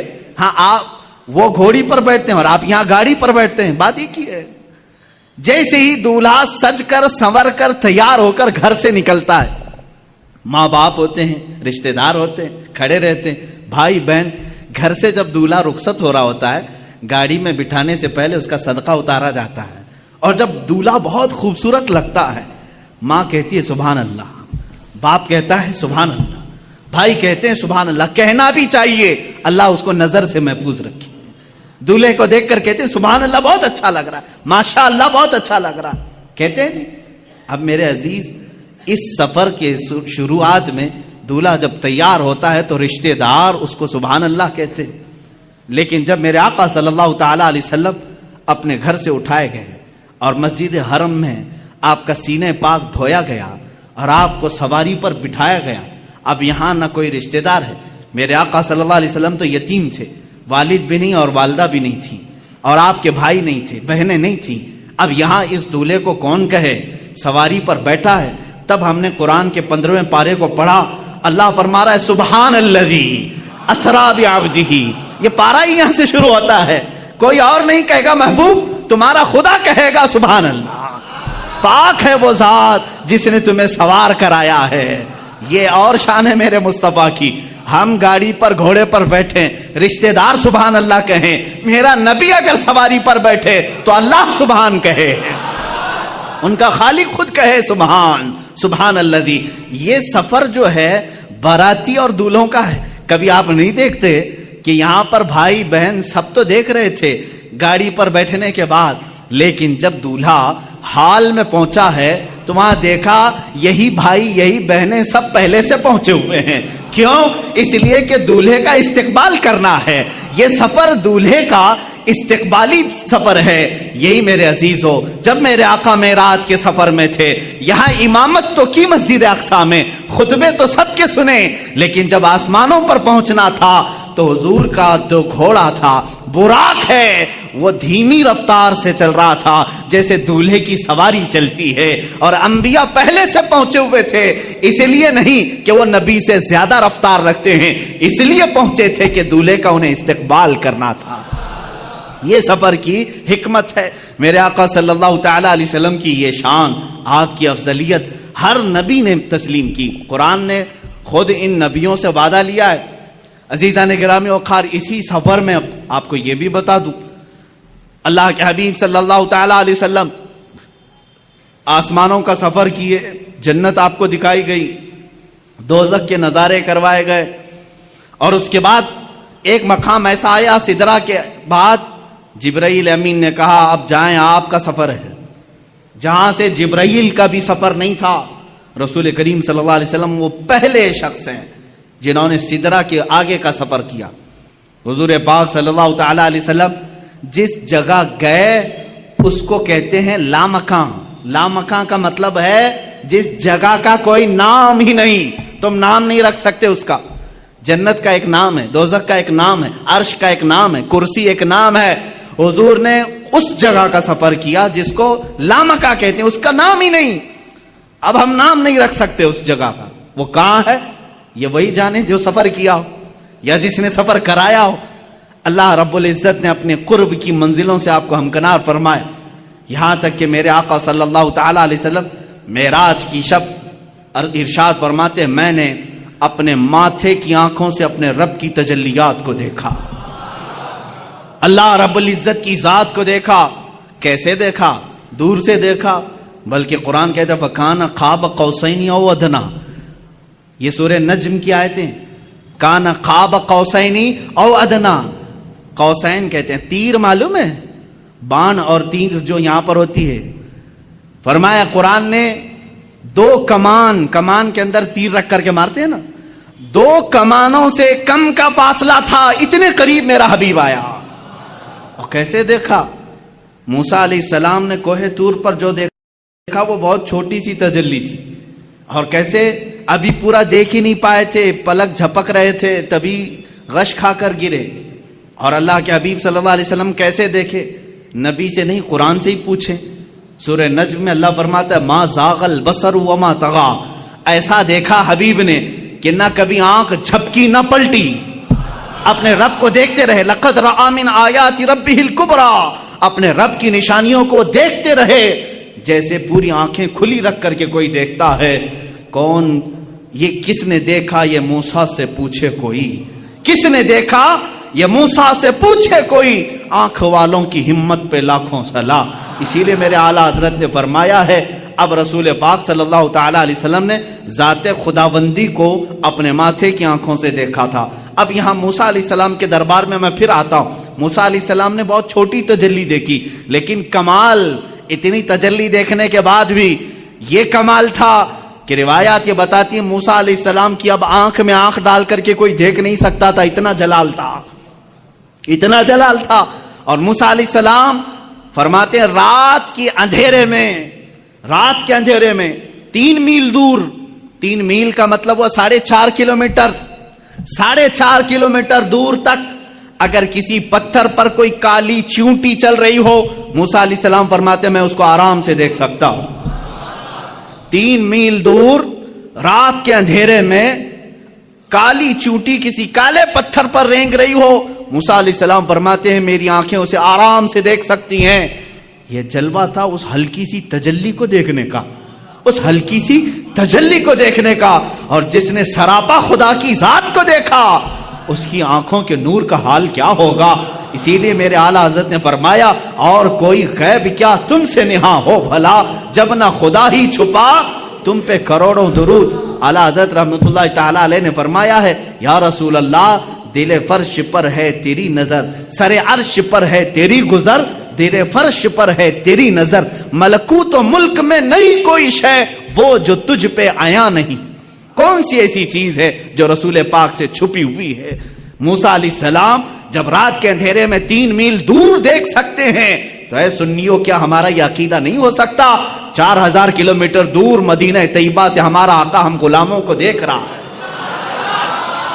محفل پاک کو ہماری وہ ملاحظہ فرما رہے ہیں۔ عزیزان گرامی وقار، رسول کریم صلی اللہ تعالی علیہ وسلم کی افضلیت پاک انبیاء کرام علیہ السلام کی زندگیوں سے۔ اب پھر میں موسیٰ علیہ السلام ہی کی بات کروں۔ جب آپ سنتے ہوں گے معراج کے واقعات تو یہ بات تو ضرور سنتے ہوں گے 50 نمازیں دی گئی تھی حضور کو امت کے لیے تحفہ، لیکن کم کس نے کرایا؟ موسیٰ علیہ السلام نے۔ یہ 4تھے آسمان پر یا 5ویں آسمان پر ملتے تھے، حضور پاک صلی اللہ تعالی علیہ وسلم سے ملاقات ہوئی، رب تعالیٰ کے متعلق پوچھا، کہا آپ کی امت یہ 50 نمازیں نہیں پڑھ سکے گی، کم کرائیں۔ 5 کم ہوئی، 5 کم ہوئی، 5 کم ہوئی، 9 مرتبہ میرے آقا گئے۔ کہاں پر؟ اپنے رب کی بارگاہ میں 9 مرتبہ۔ یہاں سب پہلے سے طے تھا، نمازیں بچنی 5 ہی ہیں۔ اللہ کو تو معلوم تھا، اللہ رب العزت قادر مطلق ہے، یہ 9 مرتبہ گھومنے پھرنے کا معاملہ کیا ہے؟ اوج پر جانا میرے حضور کا ہے۔ حضور پاک صلی اللہ تعالی علیہ وسلم بار بار جا رہے۔ موسیٰ علیہ السلام کو جب معلوم تھا کہ یہ امت 5 سے زیادہ نہیں پڑھ سکتی تھی تو جب 50 حضور لے آئے تھے سیدھے کہہ دیتے اے رسول جائیں ڈائریکٹ 45 کم کرا کے آ جائیں. موسیٰ علیہ السلام نے ایک بار بھی نہیں کہا اور کم کرائیں. کتنا یہ نہیں, اور کم کرائیں اور کم کرائیں. 5 بچے رہ گئے جبکہ موسیٰ علیہ السلام اب بھی کہہ رہے تھے اور کم کرائیں. یہ حدیث پاک میں اللہ کے نبی صلی اللہ علیہ وسلم نے آخر میں فرمایا اب مجھے حیا آتی ہے کم کرانے میں. حضور نے آخر میں فرمایا اب اس کی حکمت جو سیرت نگار بزرگان دین ہیں فرماتے ہیں بات در حقیقت نمازوں کے کم کرانے کی نہیں تھی. موسیٰ علیہ الصلوۃ والتسلیم جو کوہ طور پر جلوہ دیکھ نہ سکے تھے وہ نگاہ مصطفیٰ میں دیکھ رہے تھے. میرے آقا صلی اللہ تعالی علیہ وسلم کی نگاہوں میں دیکھ رہے تھے. تازہ تازہ جلوہ ہے, ابھی رب کو دیکھ کر یہ بندہ آیا ہے. اللہ رب العزت کا خصوصی بندہ, اس کا حبیب, اس کا محبوب ابھی یہ جلوہ دیکھ کر آیا ہے. رب تبارک و تعالیٰ کے جلوے ان کی آنکھوں میں سمائے ہوئے تھے. موسیٰ علیہ السلام یہ کہتے ہیں کہ انہی جلووں کو ان آنکھوں سے دیکھ لوں, پھر بھیجتے کہ تازہ پھر دیکھ کر کے آئیں گے, پھر میرے مولا کے جلوے ان کی آنکھوں میں دیکھنے کو ملیں گے. اسی لیے تو اعلیٰ حضرت نے فرمایا کس نے یہ دیکھا موسیٰ سے پوچھے کوئی, آنکھ والوں کی ہمت پہ لاکھوں سلام. حضور پاک صلی اللہ تعالی علیہ وسلم نے بھی موسیٰ علیہ السلام کو منع نہیں کیا بلکہ بار بار جاتے رہے, اس لیے کہ اپنے رب کا دیدار بار بار ہوتا رہا. اللہ نے بھی یہ نہیں فرمایا ایک ہی ساتھ کم کر دیا جائے, اس لیے کہ میرا حبیب بار بار آتا رہے. یہ نمازوں کے کم کرانے کا سلسلہ تو تھا لیکن ایک دوسرے کی محبت کا بھی معاملہ تھا. موسیٰ علیہ الصلوۃ والتسلیم جو جلوہ کوہ طور پر براہ راست نہ دیکھ سکے لیکن دیکھے تو کس کے ذریعے سے دیکھے, میرے مصطفیٰ کی نگاہوں کے ذریعے سے دیکھا. اسی لیے اعلیٰ حضرت نے فرمایا وہ جہنم میں گیا جو ان سے مستغنی ہوا ہے خلیل اللہ کو, میں کہتا ہوں ہے کلیم اللہ کو حاجت رسول اللہ کی, ہے کلیم اللہ کو حاجت رسول اللہ کی. ہر نبی کو رہی ہے میرے مصطفیٰ کی حاجت, ہر نبی کو رہی ہے میرے آقا صلی اللہ تعالی علیہ وسلم کی حاجت. اور یہ بات آپ سنیں گے قیامت کے دن انشاءاللہ.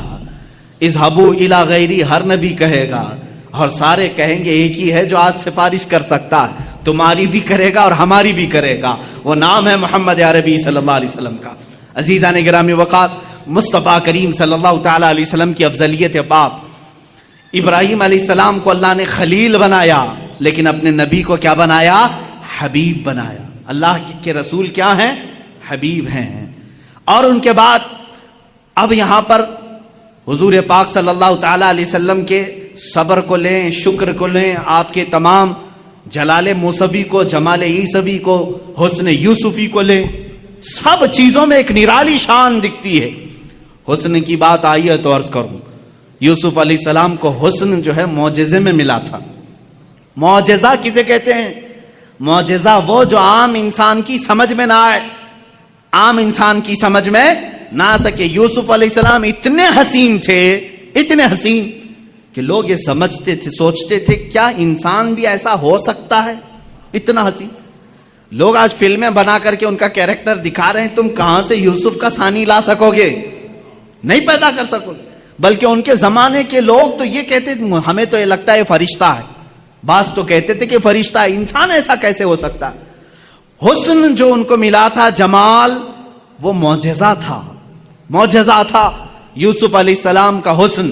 اور بڑے واقعات ہیں قرآن پاک میں, پورا سورہ یوسف ہے. ان کے جمال پر کون کون فریفتہ نہیں تھا. ان کے جمال ہی نے, ان کے حسن ہی نے ان کو کنویں تک پہنچایا, کنویں سے پھر زلیخا کے گھر میں پہنچایا, بازار مصر میں, مصر کے بازار سے زلیخا کے گھر میں, زلیخا کے گھر سے جیل میں, جیل سے پھر وزارت عظمیٰ کی کرسی میں. یہ حسن ان کو اتنی منزلیں طے کراتا رہا کیونکہ حسن و جمال ان کا تھا. لیکن حاسدین بڑھتے گئے. ایک بات یاد رکھنا, کوڑھی سے کوئی حسد نہیں کرتا, کوڑھی سے کوئی حسد نہیں کرتا, حسن والے سے ہی حسد کرتا ہے. اگر تمہارا کوئی حاسد ہے تو شکر کرو اللہ کی بارگاہ میں, کوئی تو نعمت ہے میرے اندر اس لیے حسد کر رہا ہے. کوڑ والے سے کون حسد کرے گا, جو کھوڑ پھٹکا ہوتا ہے اس سے حسد نہیں کیا جاتا, حسن والے سے حسد ہوتا ہے. جس کے پاس کوئی دولت ہو اس سے حسد ہوتا ہے. بہرحال یوسف علیہ السلام اس کے شکار ہوتے رہے, لیکن ان کے حسن کے متعلق قرآن کا مشہور واقعہ, زلیخا بہت فریفتہ تھیں, وار افتہ تھی یوسف علیہ السلام پر. عورتیں تانا دینے لگیں کہ یوسف جوان ہے, زلیخا شادی شدہ عورت ہے, شادی شدہ ہونے کے باوجود ایک نوجوان کے حسن کے چکر میں پڑ گئی. ان تمام تانوں کو سن کر کے زلیخا نے ایک دعوت کی تھی. دعوت میں شہر کی امیر عورتوں کو بلایا تھا. سب کے ہاتھوں میں ایک لیمو اور ایک چھری دی تھی. کہا میں جب کہوں تب یہ کاٹ دینا. یوسف علیہ السلام کو سجا سنوار کر کے اس نے اس کمرے میں بلایا. جب وہ آئے تو یوسف علیہ السلام کمرے میں جیسے داخل ہوئے, زلیخا نے کہا اے عورتوں, اے بیبیوں, اپنے لیمو کاٹ دو. عورتیں وہ حسن یوسف کو پہلی بار دیکھ رہی تھی اور یوسف علیہ السلام کا جمال دیکھنے میں ایسے ماہ ہو گئیں, غرق ہو گئیں, ڈوب گئیں کہ لیمو چھوٹ گیا, انگلیاں کٹ گئیں, چاروں انگلیاں کٹ گئیں. تیز چاقو دیر ہوگی, سب کٹ گئی. یوسف علیہ السلام جب چلے گئے تب انہیں لگا ارے انگلیاں کٹ گئیں. مجھے بتاؤ, یہ واقعہ آپ نے سنا تھا نا؟ قرآن کا واقعہ ہے. سورہ یوسف 12ویں پارے میں یہ موجود ہے, جا کر پڑھ لینا. یہ حسن یوسف ہے. لیکن آؤ حسن مصطفیٰ کے دربار میں. میرے آقا صلی اللہ تعالی علیہ وسلم کا جمال کیا تھا؟ میرے آقا صلی اللہ تعالی علیہ وسلم کے جمال کے متعلق خود میرے آقا فرماتے ہیں ان اخی یوسف اصبح وانا ملیح. یوسف علیہ السلام نہایت ہی گورے رنگ کے تھے. میرے آقا کی زبان سے پہلے سنتے ہیں نا حضور کا حسن کیسا ہے. یوسف علیہ السلام, حضور خود فرماتے ہیں میرے بھائی یوسف, کیونکہ سارے نبی آپس میں بھائی ہیں. حضور فرماتے ہیں میرے بھائی یوسف اجلی رنگت کے تھے اور اللہ نے مجھے گلابی رنگت عطا کی ہے. اجلی رنگت اور گلابی رنگت میں تھوڑا فرق ہے. اجلی رنگت جیسے ظاہر سی بات ہے, سورج جب دوپہر کے وقت آ جائے ہر کوئی اس پر نگاہیں ٹکا کر نہیں رکھ سکتا, دیکھ نہیں سکتا. ہے تو بہت اجلا لیکن دیکھنے کی تاب سب کی نہیں ہوتی. لیکن وہی رات کی ٹھنڈی وقت جب چاند طلوع ہوتا ہے, چاند کی بھی روشنی سفید ہے لیکن ٹھنڈک اتنی ہے کہ اس پر نگاہیں باندھ کر دیکھی جا سکتی. یہ میرے آقا صلی اللہ علیہ وسلم کے حسن کا انداز تھا کہ یوسف علیہ السلام کو دیکھے کوئی تو ان کے آنکھوں کو ہو سکتا ہے ایک بار ان کا حسن خیرہ کر جائے, لیکن میرے آقا کو دیکھنے والے کی حالت یہ ہوتی کہ وہ نگاہیں بند کرنا بھول جاتا, دیکھتا ہی رہتا.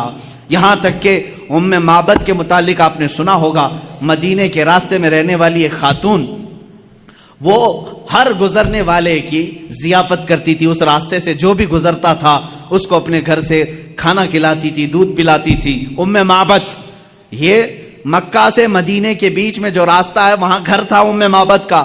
ہجرت کا جب موقع تھا میرے آقا کا, حضور صلی اللہ علیہ وسلم اور حضرت ابو بکر اسی راستے سے گزر رہے, رات کا وقت تھا, ام معبد کا گھر آیا. حضرت ابو بکر نے کہا آقا یہ بڑی مہمان نواز عورت ہے, بہت اچھی ضیافت کرتی ہے, ایک رات یہاں رک جاتے ہیں. اللہ کے نبی وہاں رک گئے. ام معبد نے دیکھا مہمان آئے, اتفاق ایسا, ام معبد کہتی ہے میری زندگی میں پہلی رات ایسی آئی تھی جب میرے گھر میں دودھ کا ایک قطرہ بھی نہیں تھا, کچھ بھی نہیں تھا. جو بکریاں تھی وہ ان کے شوہر چرانے کے لیے لے گئے تھے, نہیں لائے, 2 دن 3 دن کے بعد آتی تھی. آج ایسا تھا کہ ایک بوڑھی بکری جو ہڈیاں نکالی ہوئی تھی اور پیٹ اندر جا چکا تھا, تھن سوکھ چکے تھے, وہ چوکھٹ کے پاس بندھی ہوئی تھی. ام معبد نے استقبال تو کیا, آ جاؤ قیام کرو, لیکن کھانے کے لیے میرے گھر میں کچھ بھی نہیں ہے. حضور پاک صلی اللہ تعالی علیہ وسلم نے فرمایا اے ام معبد اگر تم اجازت دے دو تو یہ گھر کے باہر بندھی ہوئی بکری سے میں تھوڑا سا دودھ دوہ لوں, دودھ نکال لوں. ام معبد نے کہا اگر یہ دودھ دینے کے لائق ہوتی تو میرے گھر میں کیوں رہتی, دوسری بکریوں کے ساتھ چرنے کے لیے جا چکی ہوتی. حضور پاک صلی اللہ تعالی علیہ وسلم نے فرمایا تم ہمیں اجازت دے دو, بکریوں کا دودھ نکالنا ہمارا کام ہے. اللہ کے حبیب صلی اللہ تعالی علیہ وسلم سے اس نے کہا اگر قطرہ 2 قطرہ مل جائے تو نکال لو, اگر قطرہ 2 قطرے مل جائیں تو دوہ لو, مصطفیٰ کریم صلی اللہ تعالی علیہ وسلم اس بکری کی پشت پر اپنا بایاں ہاتھ رکھا، سیدھا ہاتھ اس کی تھن پر رکھا۔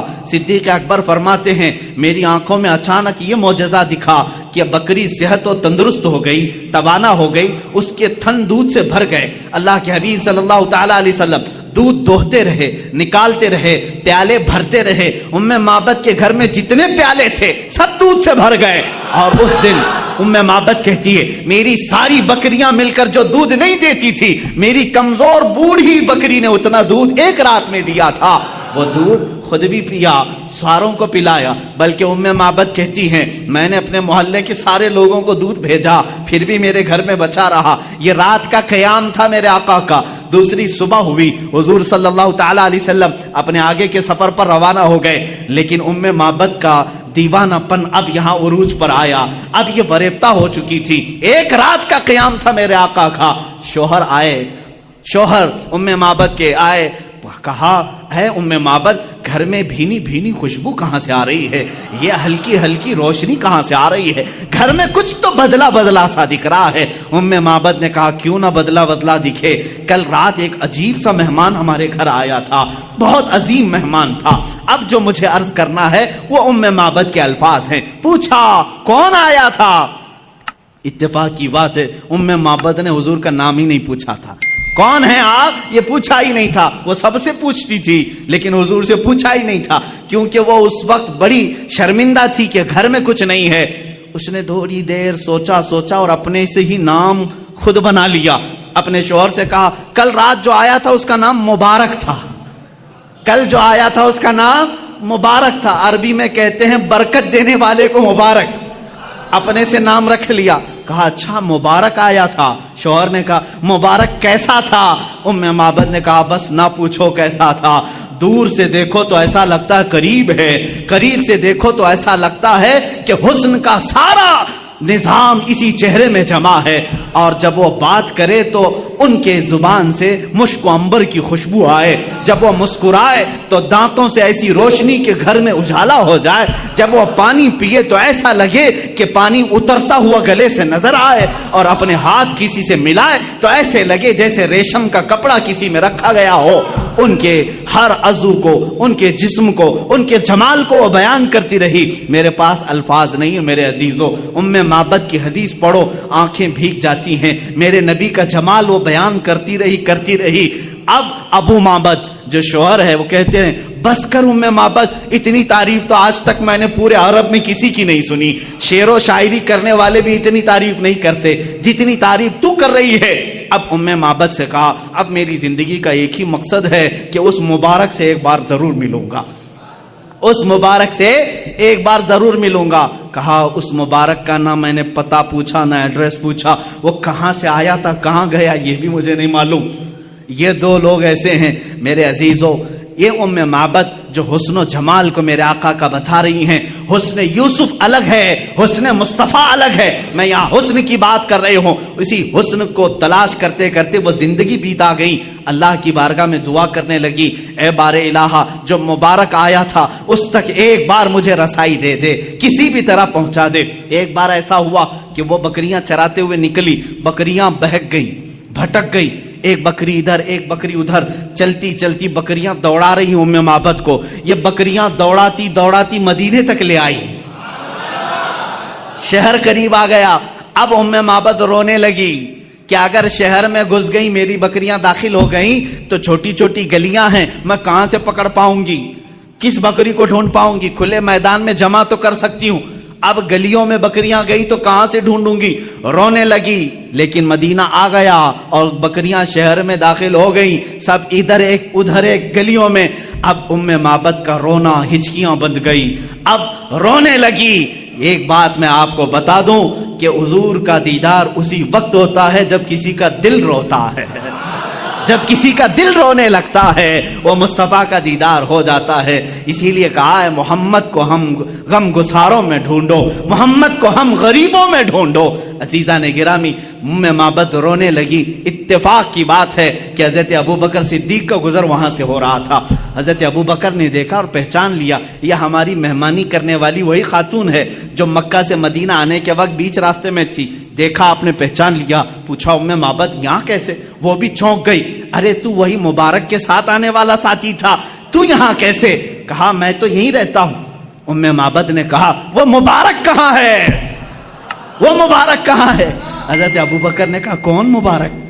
کون سے مبارک کی بات کر رہی؟ کہا وہی مبارک جو تیرے ساتھ آیا تھا, ایک رات میرے گھر قیام کیا, ایک رات میرے گھر قیام کیا تھا. صدیق اکبر مسکرائے اور کہا اچھا تم نے ان کا نام مبارک رکھا, اللہ نے تو ان کا نام محمد رکھا ہے, وہ محمد ہیں. حضرت ابوبکر صدیق ام معبد کو لے کر کے بارگاہ مصطفیٰ میں پہنچے. اللہ کے نبی صلی اللہ تعالی علیہ وسلم کو جیسے ہی وہ اپنے آنکھوں سے دیکھنے لگی پھوٹ پھوٹ کر کے رونا شروع کیا. کہا اے اللہ اب میری ساری بکریاں ختم ہو جائیں, اس لیے کہ میری زندگی کا مقصد مجھے مل گیا, اس چہرے پاک کو دیکھنا میرا مقصد تھا. اللہ کے نبی صلی اللہ تعالی علیہ وسلم نے بے حساب اس خاتون کو عطا کیا. جانتے ہو وہی بوڑھی بکری, وہی ہڈیاں نکالی ہوئی بکری جو دودھ دینے کے لائق نہیں تھی, موت کا انتظار کر رہی تھی, پورے زمانے مصطفیٰ میں پورے محلے کو دودھ دیتی تھی, زمانے ابوبکر صدیق میں دودھ دیتی رہی, زمانے عمر فاروق میں دودھ دیتی رہی, زمانے عثمان ابن عفان میں جا کر کے اس بکری کا انتقال ہوا. عزیزان گرامی یہ تھی میرے مصطفیٰ کریم صلی اللہ تعالی علیہ وسلم کے حسن و جمال کی کیفیت کہ جو ایک بار دیکھ لے وہ زندگی پھر اسی حسن کی یاد میں گزارتے, اسی حسن کی یاد میں گزارتے. ارے یوسف علیہ السلام کے بھائیوں نے بھی حسن دیکھا تھا لیکن دیکھا اس کے بعد لے جا کر کنویں میں ڈال دیا.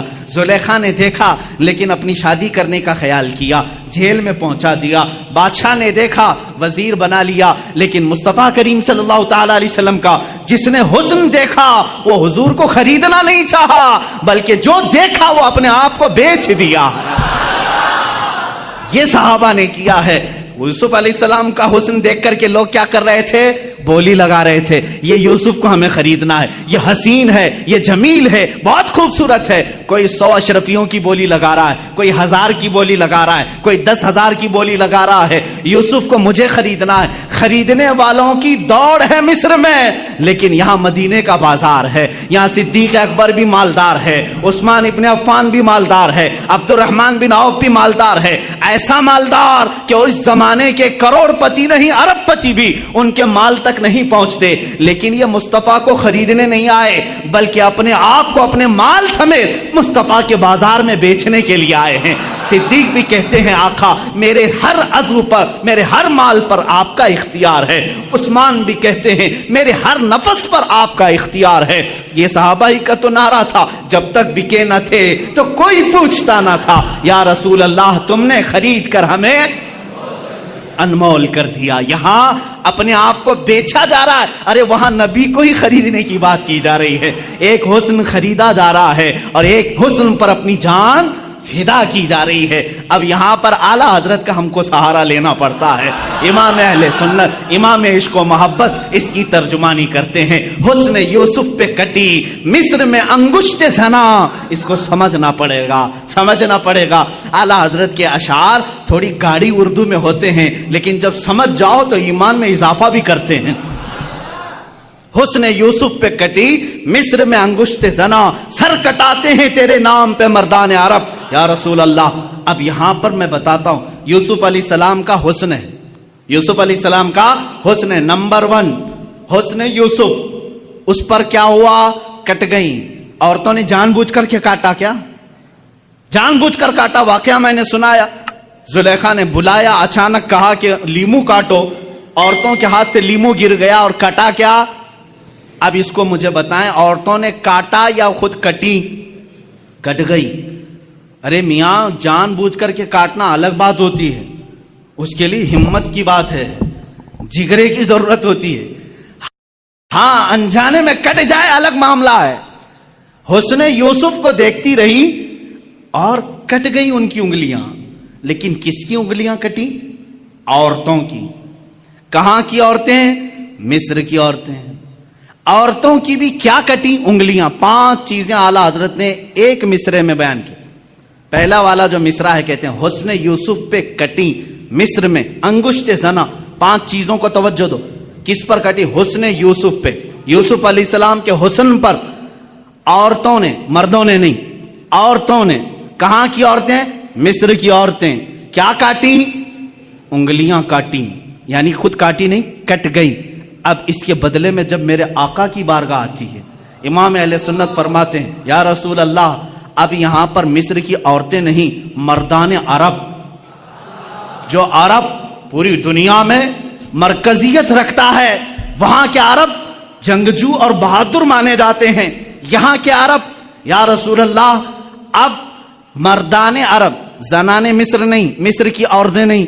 یا رسول اللہ، یہاں عرب کے مرد اور وہاں حسن پر کاٹتی ہیں، حسن پر کاٹتی ہیں. آقا یہاں تو صرف نام پر کاٹتی ہیں، یہاں صرف نام پر کاٹتے ہیں، عورتیں نہیں مرد. اور پھر کیا اعلی حضرت فرماتے ہیں وہاں انگلیاں کاٹی، آقا یہاں تو گردن کاٹ لیتے ہیں اور وہاں کٹ جاتی ہیں انجانے میں. آقا یہاں تو جان کر کے، دیکھ کر کے اپنے آپ کو پیش کر دیتے ہیں، سر کٹاتے ہیں تیرے نام پہ مردان عرب. یا رسول اللہ، تیرے حسن کا حال یہ ہے کہ یہاں مرد عرب کے اپنا سر کٹانے پر بھی فخر محسوس کرتے ہیں. حق تو یہ ہے کہ پھر وہ کہتے ہیں جان دی ہوئی اسی کی تھی. حق تو یہ ہے کہ حق ادا نہ ہوا. یہ صحابہ وہی ہیں جو سولی پر چڑھائے جاتے تھے، ان کی انگلیاں کاٹی جا رہی، ہونٹ کاٹے جا رہے ہیں، آنکھوں میں سلائیاں پھیری جا رہی ہیں، کان کاٹے جا رہے ہیں اور ہاتھوں پیروں کا مسلح کیا جا رہا ہے. تب بھی وہ صحابہ کیا کہتے ہیں؟ رسول پاک سامنے نہیں ہیں، حسن کو دکھایا نہیں جا رہا ہے کہ دیکھیں تو انگلیاں کٹ جائیں پتہ نہ چلے، ہونٹ کٹ جائے پتہ نہ چلے، آنکھوں میں سلائیاں پھر جائیں پتہ نہ چلے. نہیں، میرے آقا مدینے میں ہیں، صحابی رسول باندھے گئے مکہ میں، صرف نام مصطفیٰ پر سولی پر چڑھ گئے، ہونٹ کٹ گئے، آنکھوں میں سلائیاں پھر گئی، انگلیاں کٹ گئی، ناخن پکڑ سے کھینچے گئے. پھر بھی یہ کہتے ہیں، مکہ والوں نے کہا اے خبیب، اے خباب، کیا اچھا ہوتا تمہاری جگہ تمہارا رسول ہوتا. جلال آیا، کہا اسی وقت جو جان مانگو تو جان دے دیں، جو مال مانگو تو مال دے دیں، مگر یہ ہم سے کبھی نہ ہوگا، نبی کا جاہو جلال دے دیں. یہ صحابہ کا نعرہ تھا. کہتے ہیں تم کہتے ہو میری جگہ نبی ہوتے تو اچھا ہوتا. سن اے نادان، میں رسول پاک، میں اپنے جسم کے ٹکڑے ٹکڑے ہو جائیں گوارا کروں گا، لیکن میرے مصطفیٰ کے تلوے ناز پر کانٹا بھی چھپے میں گوارا نہیں کرتا. یہ حسن مصطفیٰ کی بات ہے. رسول کریم صلی اللہ تعالی علیہ وسلم کا حسن وہ ہے میرے عزیزو. حسن یوسف پہ کٹی مصر میں انگشت زنا، سر کٹاتے ہیں تیرے نام پہ مردان عرب. اس حسن کا حال ہی الگ ہے، اس حسن کی بات ہی الگ ہے. میرے آقا کا حسن وہ تھا کہ صحابہ فرماتے ہیں کہ جیسے گلشن میں گلاب ہے، جیسے گلشن میں گلاب ہے، مگر اعلی حضرت فرماتے ہیں دنیا ساری دیکھتی ہے باغیچے میں گلاب کھلا ہے نا، باغیچے میں گلاب کھلا ہے. ایک گلشن، گلشن کس کو کہتے ہیں؟ باغیچے کو. باغیچے میں موگرا بھی ہے، چمپا بھی ہے اور گلاب بھی ہے، چمیلی بھی ہے، لیکن جب گلشن میں گلاب کھلتا ہے سب سے حسین لگتا ہے. اعلی حضرت رحمت اللہ تعالی علیہ عجیب فکر رکھتے ہیں، عشق رسول میں ڈوب کر کہتے ہیں دنیا نے دیکھا ہے گلشن میں گلاب کھلتا ہے، لیکن یا رسول اللہ آپ کی ذات تو وہ ہے کہ ایک گلاب ہے، سارا گلشن اسی میں کھلا ہوا ہے. یہاں گلاب گلشن میں دیکھے ہیں ہم، گلاب میں گلشن دیکھا جا رہا ہے، اس لیے کہ آنکھیں ایک پھول کی ترجمانی کر رہی ہیں، بینی مبارکہ ایک پھول کی ترجمانی کر رہی ہیں، آپ کے لبھائے ناز ایک پھول کی ترجمانی کر رہے ہیں، چہرے اقدس میں الگ الگ ایک رنگت ہے. اور اسی لیے اعلیٰ حضرت فرماتے ہیں کہ یہاں تو ایک گلاب میں سارا گلشن سمایا ہوا ہے، حسن یوسف ہے. عزیزان گرامی، یہ یوسف علیہ السلام کے حسن کی بات تھی. جہاں آپ دوسرے نبیوں کو جو کمالات دیے گئے، ان کمالات کا اگر میں ذکر کروں، سلیمان علیہ السلام کو اللہ تعالیٰ نے فرمایا وَعُلِّمْنَا مَنطِقَ الطَّيْرِ، ہم نے سلیمان کو پرندوں کی بولیاں سکھائیں. پرندہ زندہ ہوتا ہے نا، اڑتا بھی ہے، دیکھتے ہیں چین چین بھی کرتا ہے، کائیں کائیں بھی کرتا ہے.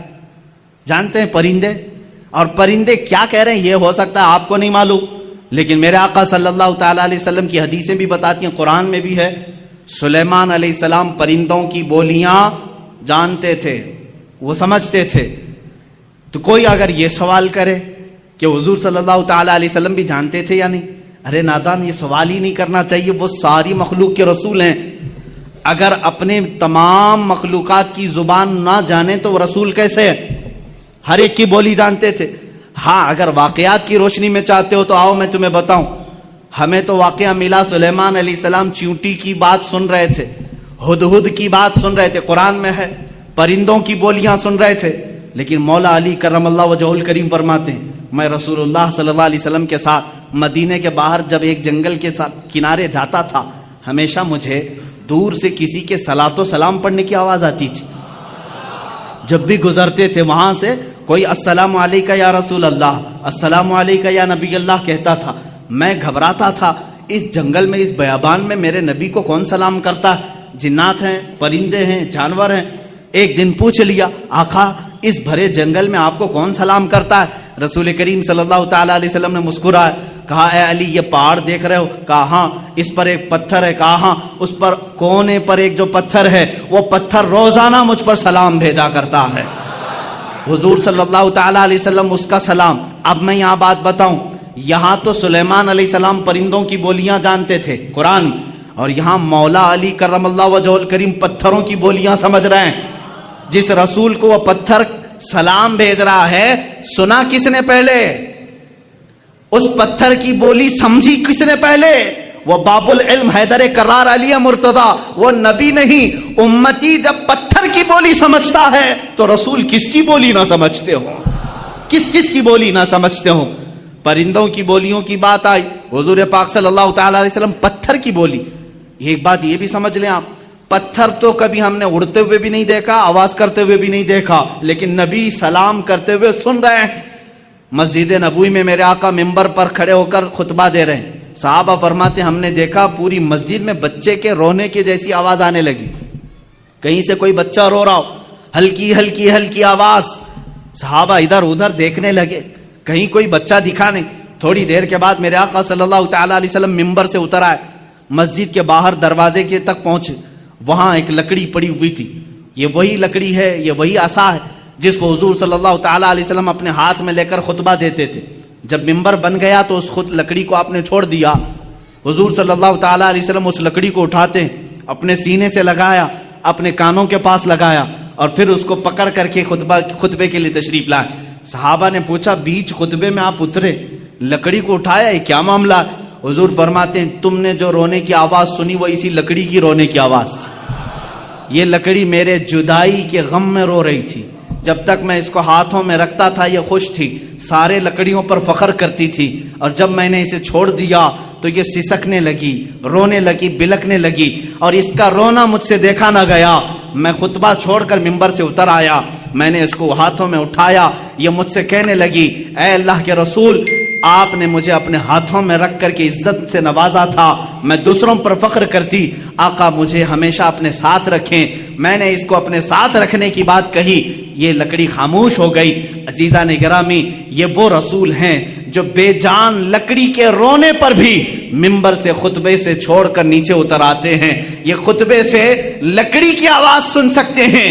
پھر وہ کیسا امتی ہے جو یہ کہتا ہے رسول امتی کی آواز نہیں سن سکتے؟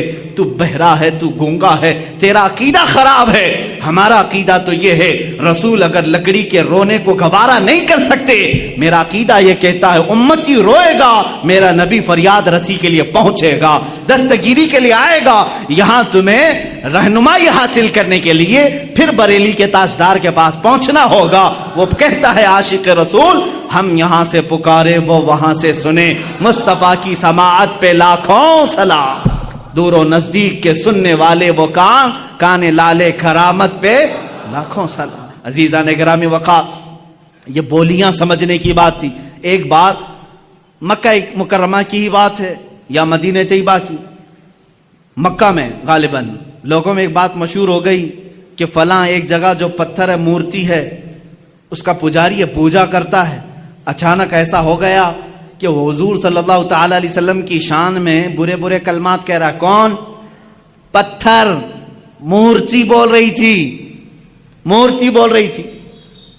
جو پتھر کی مورتی تھی اس کی وہ پوجا کرتے تھے، عبادت کرتے تھے. مورتی بولنے لگی تو سب خوش ہو گئے جتنے دشمن تھے کہ ہاں آج ہمارا بھگوان صحیح بولا. اب تک تو ہم حضور کے بارے میں خود ہی بول رہے تھے. پتھر بولنے لگا. یہاں تو ڈپلیکیٹ بنا کر کے بولوایا جاتا ہے. آپ یہ مت سمجھیں کہ یہ وہ زمانہ نہیں تھا کہ پیچھے سے بیٹری اور سیل لگا کر کے مورتی کو بلوایا جا رہا ہو. سیل بھی نہیں تھا، بیٹری بھی نہیں تھی، کوئی کنیکشن بھی نہیں تھا. ہاں یہاں ہم سنتے ہیں اس طرح سے کہ کچھ خدا ایسے ہیں جو دودھ پیتے ہیں، پانی پیتے ہیں، لیکن انہی لوگوں کو معلوم بھی ہے وہ کہاں جاتا ہے پانی، کہاں جاتا ہے دودھ، جو لوگ اس طرح کی حرکتیں کرتے ہیں. لیکن مکہ میں جو ہوا وہ حقیقت میں ہوا. پتھر جو بول رہا تھا حقیقت میں بول رہا تھا. یہ وہ زمانہ نہیں ہے کہ مشین لگا کر کے بلوایا جا رہا ہو. تو صحابہ پریشان ہوئے، جنہوں نے صحابہ سے آ کر کے کہا دیکھو تمہارے محمد کے بارے میں ہمارا خدا کیا کہہ رہا ہے. محمد صلی اللہ تعالی علیہ وسلم کے بارے میں وہ کہہ رہا ہے وہ جھوٹے ہیں معاذ اللہ. حضور کے پاس آئے، صحابہ نے کہا آقا ایسا ایسا حادثہ ہو گیا ہے کہ فلاں پجاری کا جو بت ہے اس کا جو خدا ہے وہ بول رہا ہے، وہ بھی آپ کی شان میں برے جملے کہہ رہا ہے. حضور نے فرمایا ڈرتے کس بات کے ہو، چلو میں بھی سن لیتا ہوں کیا کہتا، میں بھی چلتا ہوں. حضور نے پیغام بھیجا، سارے لوگ جمع ہو گئے، بھیڑ جمع ہو گئی. خدا بول رہا ہے، حضور کی شان کے خلاف بول رہا ہے. ان کے لیے تو بڑی دلیل تھی، بڑی دلیل تھی. حضور صلی اللہ تعالی علیہ وسلم نے یہ پوچھ لیا ان سے کہ تمہارا جو خدا بولتا ہے وہ سچ بولتا ہے؟ سبوں نے کہا بالکل سچ بولتا ہے، 100% سچ بولتا ہے. حضور نے یہ اقرار کروایا سچ بول رہا ہے، کہا بالکل سچ بول رہا ہے. اس وقت تک کیوں کہہ رہے تھے وہ؟ اس لیے کہ حضور کے خلاف بول رہا تھا. سارے صحابہ کو حضور لیے اور اس بت کے پاس گئے. جب پہنچے تو بڑی بھیڑ تھی، بھیڑ ہٹائی گئی.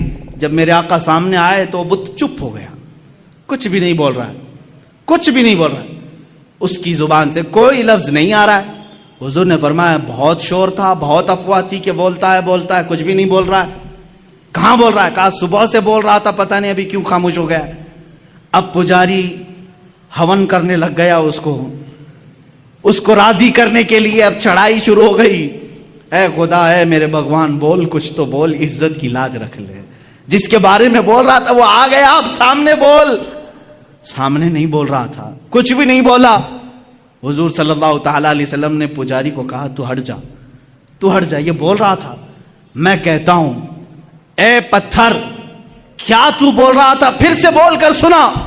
حضور کا حکم ہوا، پتھر کی زبان سے آواز آنے لگی اشہد ان لا الہ الا اللہ اشہد ان محمدن رسول اللہ. میں گواہی دیتا ہوں کہ اللہ کے سوا کوئی معبود نہیں، میں گواہی دیتا ہوں کہ محمد اللہ کے رسول ہیں صلی اللہ تعالی علیہ وسلم. جیسے ہی آپ نے یہ سنا، آپ نے ارشاد فرمایا لوگو تم نے کہا تھا تمہارا خدا 100% سچ بولتا ہے، سچ بولتا ہے، اب اس کی بات پر عمل کر لے جاؤ. لیکن غصے کے مارے اس بت کو انہوں نے توڑ دیا، مار دیا، ٹکڑے کر دیا. اب ہم دوسرا بنائیں گے، یہ نہیں چاہیے، یہ نہیں چاہیے. یہ گمراہ ہو گیا. کون گمراہ ہوا؟ خدا گمراہ ہو گیا. یہ نہیں چاہیے، یہ حضور کی بات کر رہا ہے، دوسرا چاہیے. یہ ہے جب کسی کے دل پر مہر لگ جائے وہ حقیقت کو نہیں سمجھتا. عزیزان گرامی اوقات، حضور پاک صلی اللہ تعالی علیہ وسلم نے بلوایا کس کو؟ پرندوں کو، جانوروں کو نہیں، پتھروں کو بھی. سلیمان علیہ السلام کی فضیلت اپنی جگہ پر کہ ان کو پرندوں کی بولیاں سکھائی گئی، مگر میرے مصطفیٰ صلی اللہ تعالی علیہ وسلم تو پتھروں اور لکڑیوں کی بھی زبان جانتے تھے، لکڑیوں کی بھی زبان جانتے تھے. اب آئیں حضور پاک صلی اللہ تعالی علیہ وسلم کے کمالات کے اعتبار سے دو چیزیں کہہ کر کے میں اپنی گفتگو کو سمیٹتا ہوں. یقیناً صبر ایوب کی جب بات آتی ہے اس کا مثل کوئی نہیں. ایوب علیہ السلام نے کمال کا صبر کیا ہے، اور صبر کا جب نام آتا ہے تو ایوب علیہ السلام کا نام ساتھ میں آتا ہے. آپ نے بارہا سنا ہوگا اللہ تعالیٰ نے آپ کو آزمائش میں رکھا. اللہ تبارک و تعالیٰ نے سیدنا ایوب علیہ السلام کو ایسا نہیں کہ شروع سے بیماری میں رکھا، شروع سے ساری نعمتیں نکال لی، نہیں. ایوب علیہ السلام بڑے مالدار تھے، بہت اولاد والے تھے، کافی بیویاں آپ کی تھیں، 16 یا 27 بیویاں آپ کی کتاب میں شمار کی گئیں.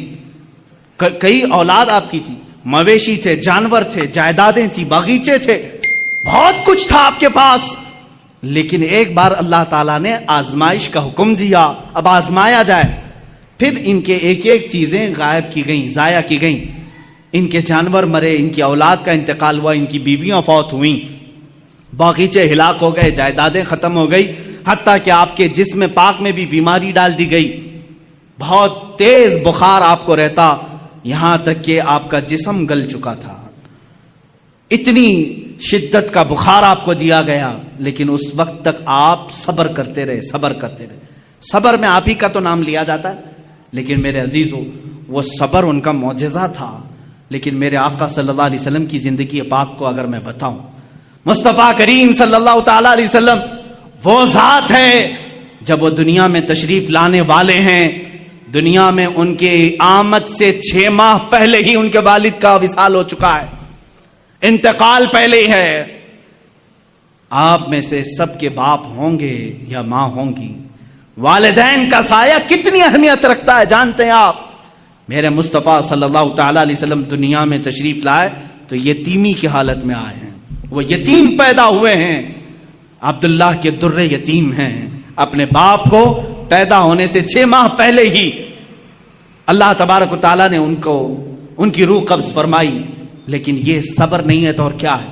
بچے نے آنکھ کھولی، مکہ کا ماحول ایسا تھا کہ بچوں کو دودھ پلانے کے لیے ماں کے پاس نہیں دور رکھا جاتا تھا، اس رواج کے اعتبار سے پہلے دن حضور اکرم صلی اللہ تعالی علیہ وسلم کو یا دوسرے دن ہی حضور کو حلیمہ سعدیہ کی گود میں دے دیا گیا، ماں کے پاس نہیں، حلیمہ سعدیہ کے گھر جو مکہ مکرمہ سے بھی تقریباً 150 کلومیٹر کا دور کا سفر ہے۔ کون بچہ ہے آج دنیا میں جو اپنی ماں سے کو چھوڑ کر پہلے دن سفر کر رہا ہو؟ پہلے دن مجھے یاد ہے جب میں 11 سال کا تھا، مجھے دور پڑھنے کے لیے بھیجا جا رہا تھا، پورا سفر روتا ہوا گیا تھا، ماں کے آنچل سے لپٹ کر کے، باپ کے سینے سے لگ کر کے، بھائیوں کو چھوڑتا ہوا دیکھ کر کے، کون غم کے آنسو نہیں روتا؟ ایک بچہ جو اپنے گھر سے جاتا ہے ہوش و حواس میں، مجھے معلوم ہے میرے عزیزو ہجرت کیا چیز ہوتی ہے، جب چھوڑ کر کے اپنے عزیزوں کو جاتے ہیں، اس رسول کو زندگی پاک کو پڑھو، یہ صبر نہیں ہے تو اور کیا ہے؟ جو پیدائش کے پہلے دن اپنی ماں سے 150 کلومیٹر دور حلیمہ سعدیہ کے ساتھ چلے گئے۔ حلیمہ سعدیہ نے 2 سال اپنے گھر رکھا، دودھ پلایا، اور اس کے بعد واپس لا کر کے بی بی آمنہ کے گھر دے دیتی ہیں۔ سیدہ آمنہ رضی اللہ تعالیٰ عنہ حضور صلی اللہ تعالیٰ علیہ وسلم کی تربیت فرماتی رہیں۔ لیکن یہاں اب گھر میں کون کون ہیں؟ حضور صلی اللہ تعالیٰ علیہ وسلم کے خاندان۔ خود میرے آقا فرماتے ہیں 6 سال کی عمر ہی تھی کہ حضرت آمنہ کے ساتھ مدینے گئے تھے، جب اس کا نام یثرب تھا، وہ حضور کا ننیال تھا، حضرت آمنہ کے گھر والوں کا، خاندان والوں کا شہر تھا۔ واپسی کے وقت بی بی آمنہ بیمار ہوئی، تنہا رسول پاک صلی اللہ تعالیٰ علیہ وسلم حضرت آمنہ کے ساتھ سفر میں ہیں، اور آپ کے والد گرامی کی ایک کنیز ہے حضرت عبداللہ کی لونڈی ام ایمن، ساتھ سفر میں ہیں، 3 لوگ سفر پر ہیں، مدینے سے مکہ جا رہے ہیں، 450 کلومیٹر کا سفر، 6 سال کی عمر کا بچہ کر رہا ہے اپنی ماں کے ساتھ، بیمار ماں کے ساتھ، اپنے باپ کی کنیزہ کے ساتھ۔ بیچ میں مقام آتا ہے، مقام ابوا۔ آمنہ کہتی ہیں اب مجھ سے چلا نہیں جا رہا ہے، اب میری طاقت جواب دے گئی ہے۔ وہیں ماں سو گئی، رسول کریم صلی اللہ تعالیٰ علیہ وسلم سرہانے کے پاس بیٹھے، کبھی پانی سے منہ پر چھڑکیاں دیتے، کبھی اپنی ماں کا سر اپنی گود پر رکھتے، اور پیشانی کو دیکھا گرم تپ رہی ہے۔ تھوڑی دیر میں اسی 6 سالہ محمد عربی صلی اللہ علیہ وسلم نے دیکھا آمنہ بی بی کی روح کب سے انصری سے پرواز کر گئی ہے، سر وہیں رہ گیا، آنکھیں کھلی رہ گئی۔ کون ہے وہ بچہ جو 6 سال کی عمر میں اپنی ماں کی آنکھیں بند کر رہا ہو؟ سفر میں کوئی نہیں، ایک کنیز کے علاوہ خود ہی اٹھتے ہیں اور زمین کو کھودتے ہیں، قبر خود تیار کی، قبر خود تیار کی، ایک کنیز کے سہارے اپنے ماں کے جسم ناز کو اٹھایا، قبر میں دفن کیا۔ ہے کوئی مجھے بتاؤ 6 سال کی عمر میں کوئی تجہیز و تکفین کے انتظام کرتا ہو، کوئی اپنی ماں کا جنازہ اٹھاتا ہو؟ 6 سال کی عمر میں کوئی سفر کا بوجھ اٹھاتا ہو؟ 6 سال کی عمر میں وہ احمد مختار نے اپنی ماں کا لاش مبارکہ اٹھایا اور قبر میں دفن کیا اور تنہا سفر کر کے واپس مکہ آئے. مکہ میں آنے کے بعد یہ صبر کی زندگی نہیں ہے تو اور کیا ہے میرے عزیزو. صبر ایوب کی داستانیں ہم سنتے ہیں. ایوب علیہ السلام کے پاس شروع سے بہت کچھ تھا، جائیدادیں تھی، اولاد تھی، بے شمار ان کے پاس مال تھا، مگر مصطفیٰ کریم یتیمی کی حالت میں دنیا سے آئے. 6 سال کی عمر پاک میں ماں بھی دنیا سے رخصت ہو گئی. 8 سال کی عمر میں جو دادا شفیق تھے، جو دادا نہایت رفیق تھے، آپ کی سرپرستی کرتے تھے، وہ تربیت کرتے تھے، عبد المطلب، وہ بھی اس دار فانی سے کوچ کر گئے. عبد المطلب کو بھی دفن کیا. صرف چچا رہ گئے ابو طالب، جن کی پرورش میں رہے اور تجارت کرنے کے لیے پہلی مرتبہ 12 سال کی عمر میں یہ رسول پاک نکلتے ہیں. میرے آقا صلی اللہ تعالی علیہ وسلم 12 سال کی عمر سے تجارت کر رہے ہیں. اب آؤ شادی کرنے کا موقع آیا ہے. 25 سال کی عمر میں 40 سال کی بیوہ خاتون سے، جس کی آلریڈی 2 طلاق ہو چکی تھی، خدیجۃ الکبریٰ رضی اللہ تعالیٰ عنہا سے نکاح کیا. کیا یہ صبر نہیں ہے؟ یہ صبر نہیں ہے تو اور کیا ہے؟ 40 سالہ خاتون سے نکاح کیا. لیکن اگر عورتوں کا شوق ہوتا تو اسی وقت 4-5 اور کر لیتے. لیکن جب تک بی بی خدیجہ نکاح میں تھی کسی دوسری عورت سے آپ نے نکاح نہیں کیا. آپ نے 25 سال کی عمر سے لے کر آپ کی عمر مبارکہ جب 50 سال کی ہوئی تب تک بی بی خدیجہ کے ساتھ رہے. اب سنیں حضور پاک صلی اللہ تعالی علیہ وسلم وہ دنیا کے عظیم باپ ہیں جن کو اللہ نے 4 بیٹیاں اور 3 بیٹے دیے. صبر کی بات آتی ہے، باپ ہل جاتا ہے، باپ اپنی اولاد کے لیے سب کچھ کر جاتا ہے. ایک بچہ بیمار ہو تو ہم نے باپ کو تڑپتے ہوئے دیکھا ہے، ڈاکٹروں کے لباس سے الجھتے ہوئے دیکھا ہے اور اس کو دواخانوں اور ہاسپٹلوں کے چکر لگاتے ہوئے دیکھا ہے. خود کی صحت کو تو گوا لے گا لیکن باپ اپنی اولاد کی صحت پر قربان جاتا ہے، اپنے آپ کو تباہ کر لیتا ہے. وہ دنیا کے عظیم باپ ہیں میرے آقا، جن کو اللہ نے پہلا بیٹا دیا عبداللہ کی شکل میں، 3 دن رہا، ہاتھ میں فوت ہو گیا. دوسرا بیٹا دیا قاسم کی شکل میں، چند ماہ رہا، اس کے بعد ہاتھوں میں فوت ہو گیا. تیسرا بیٹا دیا ابراہیم کی شکل میں، 6 مہینے رہا، کھلاتے رہے، اس بچے کے ساتھ کھیلتے رہے، اس کے ساتھ اپنی گود کو گرم کرتے رہے. لیکن 6 مہینے کے بعد اس بچے نے بھی اپنی آخری سانسیں لی. 3 بیٹوں کو یہ رسول پاک نے اپنے ہاتھوں سے دفن کیا ہے. ہے وہ باپ کے اندر صبر جو اپنے ہاتھوں سے اپنے بیٹوں کی تدفین کر رہا ہے. بچی تھی بیٹیاں، 4 بیٹیاں اللہ نے دی تھی، بی بی زینب، بی بی ام کلثوم، بی بی رقیہ، سیدہ بی بی فاطمہ الزہرا رضی اللہ تعالیٰ عنہا. صبر کے پیکر کو دیکھو. میں تمہیں صبر پوری زندگی میں بتاؤں گا. یہ وہ عظیم باپ ہے. جب رسول کریم صلی اللہ علیہ وسلم نے اپنے نونہال ننھے بچوں کو اپنے ہاتھوں سے دفن کیا، کبھی واویلا نہیں کیا، کبھی ماتم نہیں کیا، شکر بجا لاتے رہے اپنے مولا کا. اللہ کے حبیب صبر کے پہاڑ بن کر رہے. لیکن جب آپ مدینہ طیبہ ہجرت کر کے آئے، مجھے بتاؤ کیا مکہ والوں نے پریشان نہیں کیا؟ آپ کے گلے میں رومال ڈال کر کے لوگ گھماتے رہے جس سے میرے آقا کا گلا سوج جاتا تھا. کبھی میرے آقا صلی اللہ تعالی علیہ وسلم کی پشت مبارکہ پر انہوں نے کچرے ڈالنے کی کوششیں کی. اللہ کے نبی صلی اللہ علیہ وسلم پر 3 سال تک انہوں نے سوشل بائیکاٹ رکھا. جب میرے آقا صلی اللہ علیہ وسلم نے پتے کھائے مکہ میں، اپنے گھر کے پاس پہاڑ کی چوٹی میں رہے، چمڑے گلا کر کے کھائے جاتے تھے. یہ صبر نہیں ہے تو اور کیا ہے؟ صبر ایوب کو تم نے پڑھا، صبر مصطفیٰ کو بھی دیکھو. میرے آقا صلی اللہ تعالی علیہ وسلم کے سامنے ان کی اولاد دفن ہو گئی، لیکن جب بچیاں جوان ہوتی ہیں تو میرے عزیز ہو، باپ کے بڑھاپے کا سہارا بھی ہوتی ہیں، فصل بہار ہوتی ہیں. کون باپ اپنی بچیوں کی شادی دیکھ کر کے مسکراتا نہیں؟ خوشیوں میں رو بھی دیتا ہے. بیٹیاں اس کے لیے ایک نہایت ہی قیمتی تحفہ ہوتی ہیں. میرے آقا صلی اللہ تعالی علیہ وسلم کی بڑی صاحبزادی سیدہ زینب جب ہجرت کر کے مدینے میں آئی، اونٹ کے اوپر سے ان کو گھرایا گیا تھا جس کی وجہ سے وہ حمل سے تھی، حمل گر گیا تھا. واپس مدینے میں آئی، بیمار رہنے لگی. 1 سال نہیں گزرا تھا حضور پاک کے سامنے وفات پا گئی. خود جنازہ پڑھایا، اپنی بیٹی کو دفن کیا.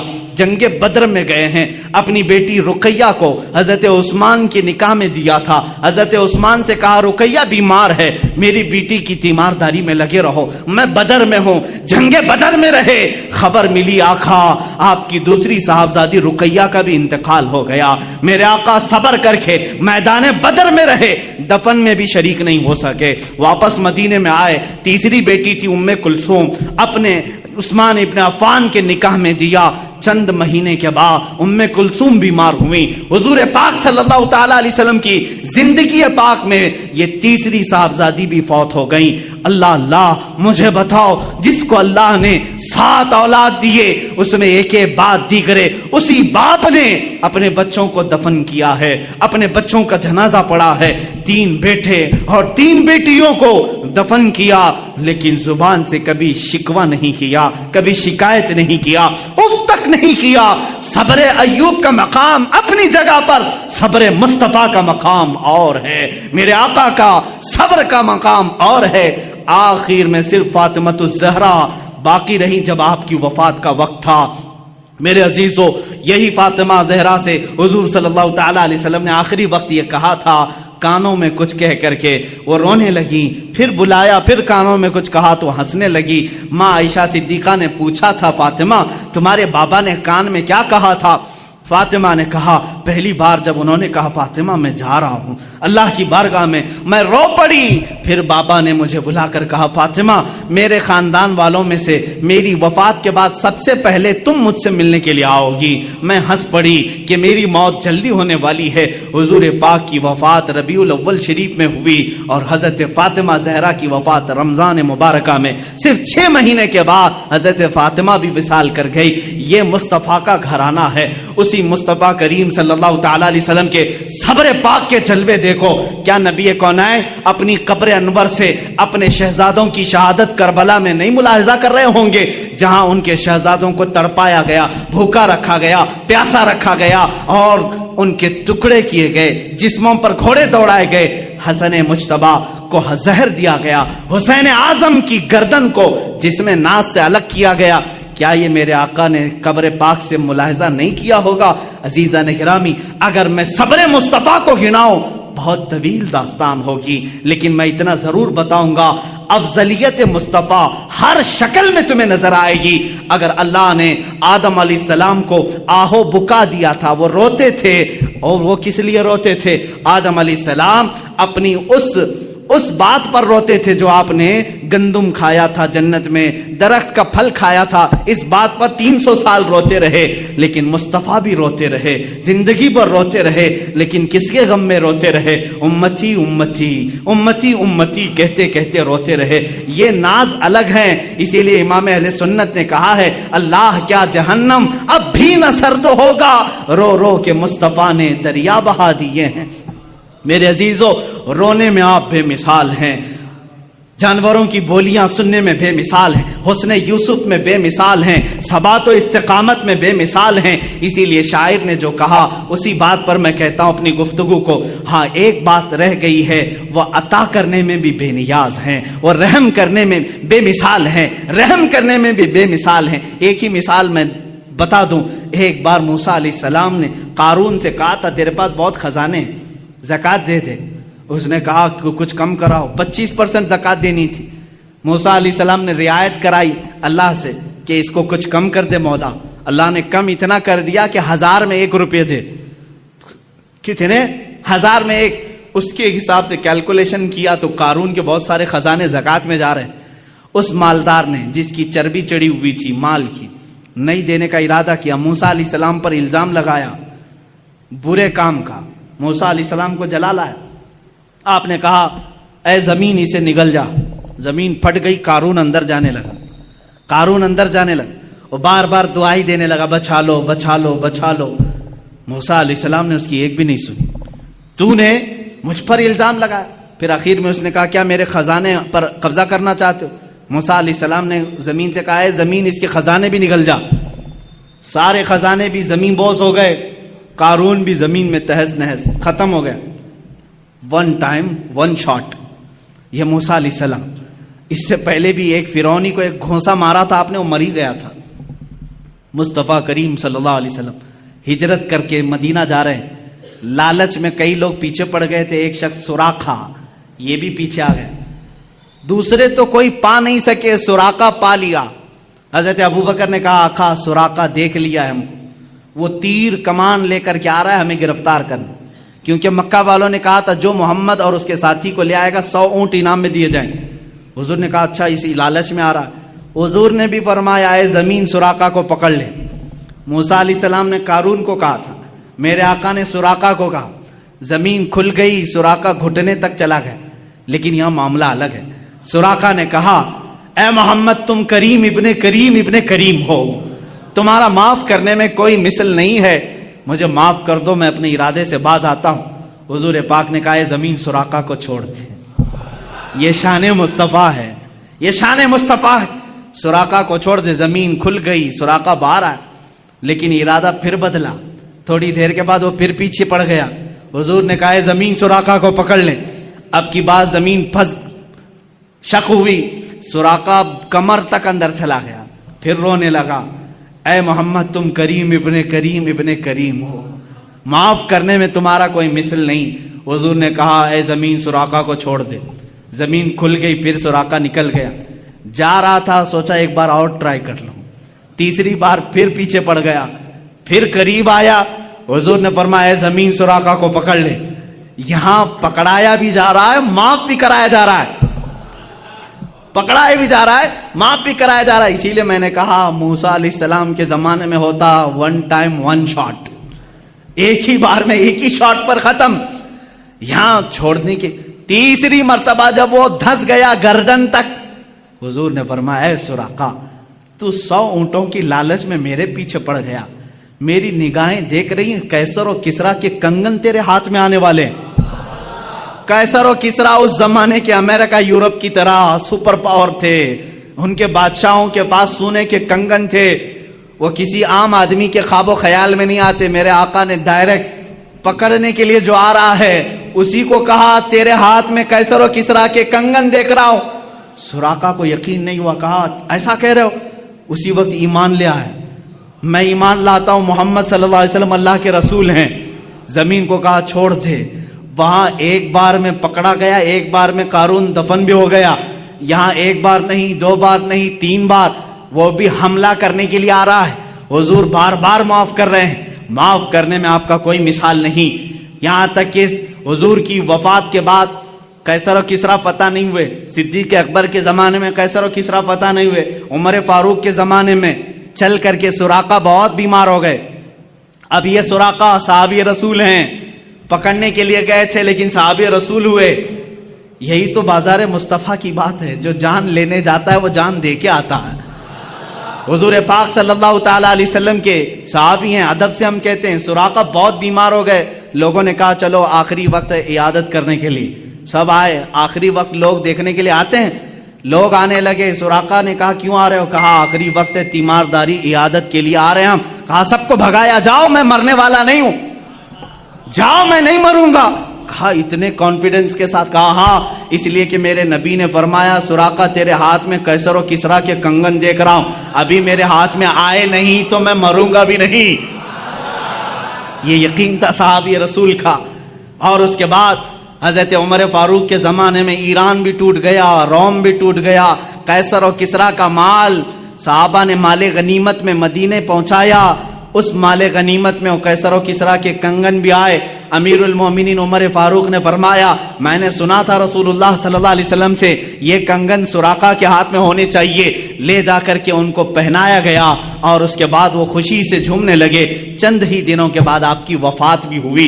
عزیزان گرامی, یہاں بات یہ عرض کرنا چاہتا ہوں, اس رسول کا معاملہ یہ ہے, عطا کرنے میں بے مثال, رحم کرنے میں بے مثال, معاف کرنے میں بے مثال. اسی کو امام میرا کہتا ہے بریلی کا, میرے کریم سے گر قطرہ کسی نے مانگا دریا بہا دیے ہیں, در بے بہا دیے ہیں. واہ کیا جود و کرم ہے شہ بتا تیرا, نہیں سنتا ہی نہیں مانگنے والا تیرا. حضور کی بات تو یہ ہے چور حاکم سے ڈریں, یا مات الگ ہے. چور کس سے ڈرتا ہے؟ پولیس سے ڈرتا ہے نا. پکڑنے والا آیا تو چور ڈر کے بھاگتا ہے, لیکن آقا آپ کی شان ہی الگ ہے. آپ حاکم ہیں اور چور آپ ہی کے پاس چھپنے کے لیے بھی آتا ہے, یہی چھپنے کے لیے آتا ہے. اسی لیے امام زمن کہتے ہیں ڈھونڈا ہی کریں صدر قیامت کے سپاہی. قیامت کے دن کچھ مجرموں کو فرشتے ڈھونڈ رہے ہوں گے, فلاں مجرم کہاں ہے, فلاں وہ کام کیا تھا, یہ کہاں ہے, وہ کہاں ہے. جرموں کا اعلان ہو چکا ہوگا، فرشتے ڈھونڈ رہے ہوں گے، لیکن کچھ مجرم مل نہیں رہے ہوں گے، کچھ مجرم مل نہیں رہے ہوں گے۔ اس کو امام زمن نے اپنے شعر میں یوں کہا ہے، ڈھونڈا ہی کرے صدر قیامت کے سپاہی، وہ کس کو ملے جو تیرے دامن میں چھپا ہو۔ حضور کچھ مجرموں پر اپنا دامن رکھے ہوں گے، آقا رحم کرنے میں بے مثال ہیں۔ میرے عزیزو، ابھی 12 دن ہیں، آپ روزانہ میرے مصطفیٰ کی بات سنیں گے، اپنے ایمان کو تازہ کریں گے۔ آج میں سمجھتا ہوں کہ آج کی یہ محفل یہاں تک میں اس بات کے ساتھ ختم کرتا ہوں، لا یمکن الثناء کما کان حقہ، بعد از خدا بزرگ تو ہی قصہ مختصر یا رسول اللہ، لیکن رضا نے ختم سخن اس پہ کر دیا، خالق کا بندہ خلق کا آقا کہوں تجھے، حیران ہوں میرے شاہ میں کیا کیا کہوں تجھے۔ وآخر دعوانا الحمدللہ۔ مصطفیٰ جان رحمت پہ لاکھوں سلام، مصطفیٰ جان رحمت پہ لاکھوں سلام، شمع بز میں ہدایت پہ لاکھوں سلام۔